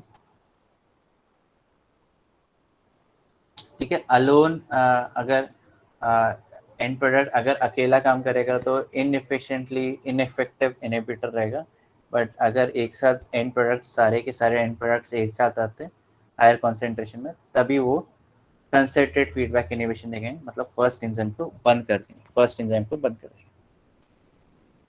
ठीक है, एग्जाम्पल देखो इधर कंसर्टेड फीडबैक इनिबिशन का, थ्रियोनिन एंड लाइसिन इधर है, और दोनों पे का कॉन्सेंट्रेशन इंक्रीज हुआ तो कंसर्टेड फीडबैक इनिबिशन इधर है, बीटा एस्पार्टाइल काइनेज। ठीक है, फर्स्ट एंजाइम को बंद कर, वही सेम सेम एग्जांपल है। ओके, दोनों में भी थ्रियोनिन एंड लाइसिन जनरेट हो रहा है, इधर भी वही है। ठीक है, थ्रियोनिन एंड लाइसिन। ठीक है, तो ये कंसर्टेड फीडबैक इनिबिशन। फिर आते क्यूमुलेटिव फीडबैक इनिबिशन। मैं सोच रहा था इधर बंद कर दूंगा, क्यूमुलेटिव फीडबैक इनिबिशन के बाद बंद कर दूंगा, तो मुझे लगा था टाइम ज़्यादा लगेगा, तो इसलिए मैंने 11 o'clock बोला था, बट जल्दी छोड़ रहा हूँ, तुम लोग रिलैक्स करो। ओके, नेक्स्ट है क्यूमुलेटिव फीडबैक इनिबिशन। तो इधर क्या आ रहा है आपका, कैलकुलेशंस आ रहे हैं, मस्त कैलकुलेशंस आ रहे हैं। ठीक है, ठीक है, तो ये समझाने के लिए, कैलकुलेशन समझाने के लिए मैं व्हाइट बोर्ड में आ जाता हूँ। ओके, सो ए है, बी है, सी है, डी है, ओके, डी बनाओ, नहीं जाने दो, ओके, एक्स वाई। ओके, सो अभी क्या हो रहा है इधर, एक तो सेकेंडरी इधर पर दिखा रहा है। ठीक है, मतलब अगर सी का कॉन्सेंट्रेशन इंक्रीज होगा तो ये इसको बंद कर देगा, और अगर वाई का कॉन्सेंट्रेशन इंक्रीज हुआ तो ये सेकेंडरी इफेक्ट देता है। अभी थीटा दिख रहा है बट ये डी है मेरा, एक्चुअली मेरा डी इज यूनिक, ये कोई बनाता नहीं है। ठीक है, ओके ओके, सो डी है इधर और ये डी प्राइम है, तो इधर क्या हो रहा है, x in it is showing और इन एग्जिबिटिंग सेकेंडरी कंट्रोल, ठीक है। ओके, इधर सेकेंडरी कंट्रोल बताती है वाई विल, अगर कॉन्सेंट्रेशन इंक्रीज होता है तो वाई भी एक्स सॉरी डी को इनिबिट नहीं करेगा, it will inhibit D prime, ठीक है। अब इंडिविजुअल की बात कर रहा हूँ, इंडिविजुअली अगर एक्स इनिबिट करता है फर्स्ट एंजाइम को, it also inhibits first enzyme, okay, primary feedback inhibition. Okay, जैसे फॉर एग्जांपल इधर इधर दिखा, इधर बताया बुक में 30% इनिबिशन दिखा रहा, ठीक है।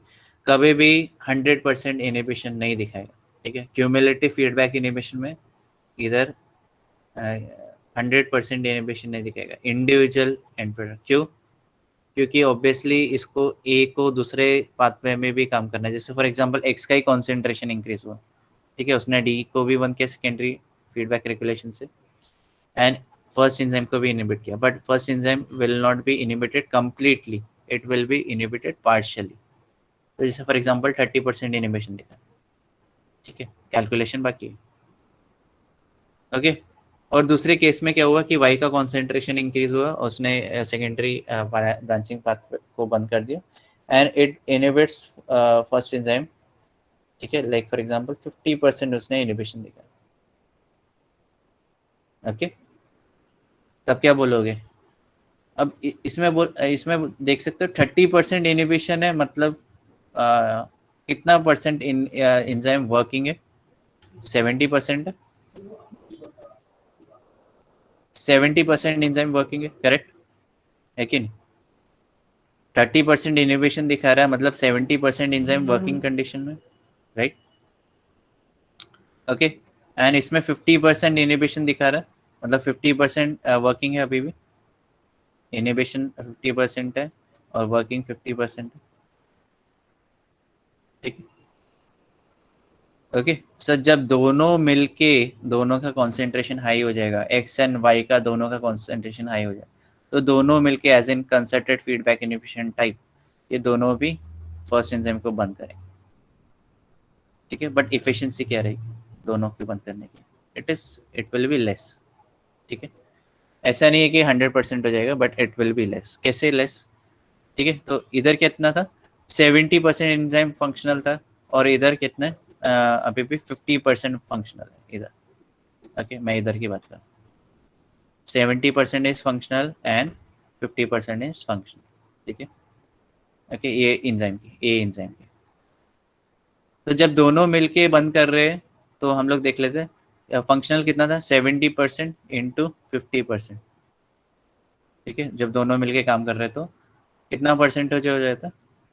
35%, 7 5 35, ठीक है। तो जब जब दोनों मिलके इनिबिशन दिखाएंगे तो फंक्शनल कितना रहेगा? अभी भी एंजाइम 35% फंक्शनल रहेगा, मतलब कितना परसेंट इनिबिशन आएगा? 100 माइनस 35, दोनों मिलके कितना इनिबिट कर पाएंगे? 65%। समझा कि ऊपर से क्या? बता दो पहले।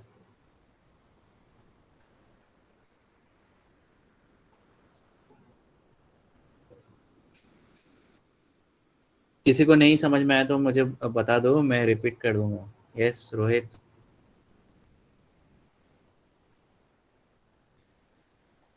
किसी को रिपीट चाहिए तो बता दो।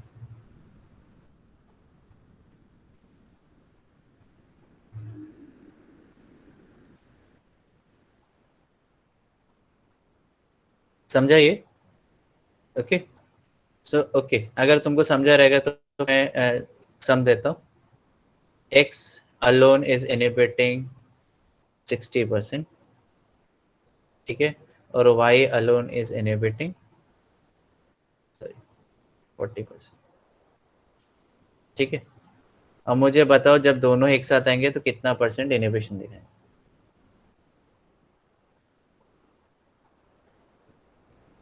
यस, एंड कितना परसेंट एंजाइम फंक्शनल रहेगा? यस, बता सकता है कोई?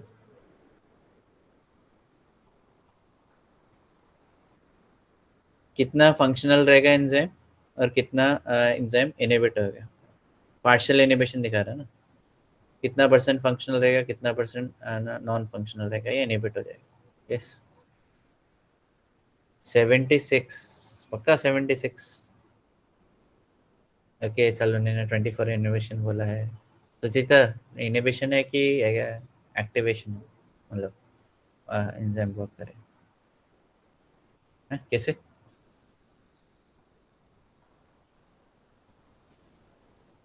एक मिनट रुको रुको रुको।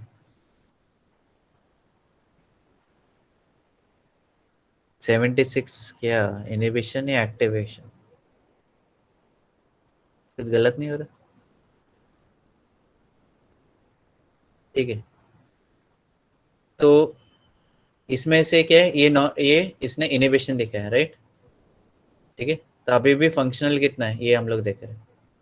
ओके, तो इसमें 40% फंक्शनल है और इसमें 60% फंक्शनल है, ठीक है। तो टोटल फंक्शनल कितना है, 6 × 4 24, तो मतलब 24% इज फंक्शनल।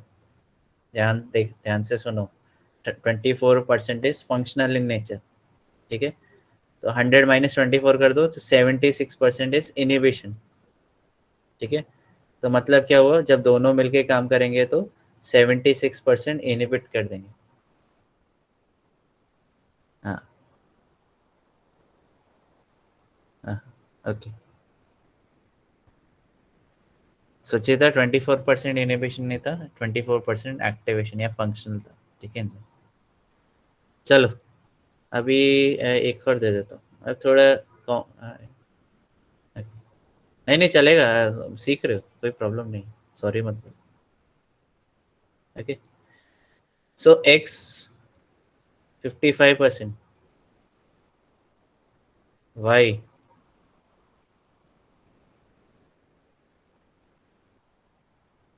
ठीक है। अब बहुत इजी हो जाएगा ना।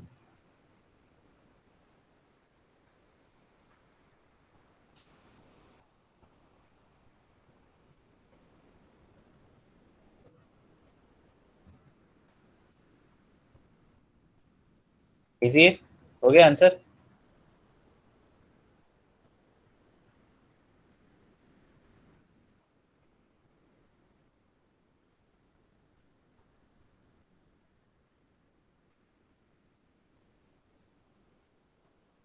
मैं कैसे?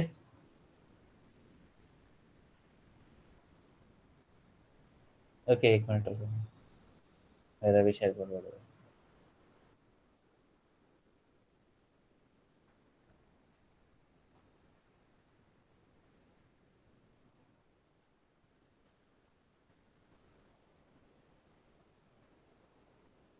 ओके एक मिनट, कुछ गड़बड़ तो नहीं?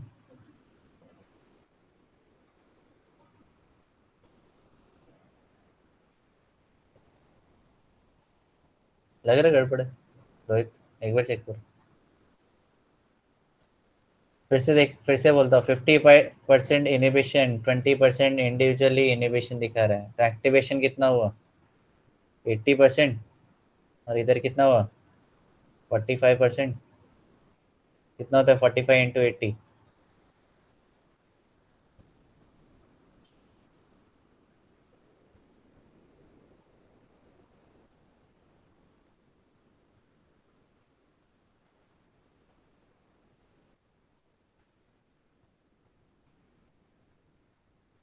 36, 36%,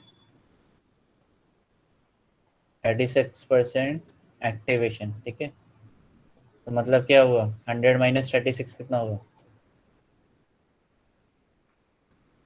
64% इनिबिशन दिखा रहा है कि नहीं? यस यस करेक्ट, चलो नहीं सही जा रहा है। हाँ रोहित 11% कहाँ से आया था तेरा?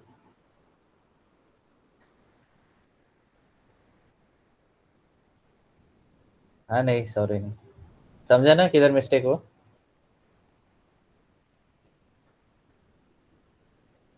ठीक है, तो इधर ऐसे कभी भी एकदम एकदम झटके से आंसर मत दो, पहले कैलकुलेट कर लो, ठीक है। तो इधर इनिबिशन है, इधर बता देख लो फंक्शनल कितना है परसेंट का, ठीक है। ओके एंड फिर उससे मल्टीप्लाई करो, आगे 36, मतलब इतना फंक्शनल नेचर है, दोनों भी मिलके करेंगे तभी भी ये फंक्शनल रहेगा। अगर तो कितना परसेंट इनहिबिट करेगा ये देख लेंगे, ठीक है, सिंपल। यस, ठीक है, पार्शियल इनहिबिशन आता है, ठीक है, क्यूमुलेटिव फीडबैक इनहिबिशन में ओनली पार्शियल इनहिबिशन, ठीक है, ओके।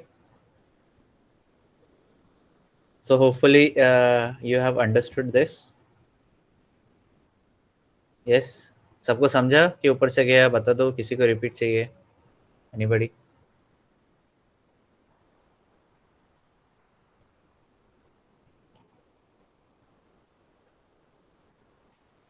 ठीक है, ओके, चलेगा। So we are stopping right now, ठीक है।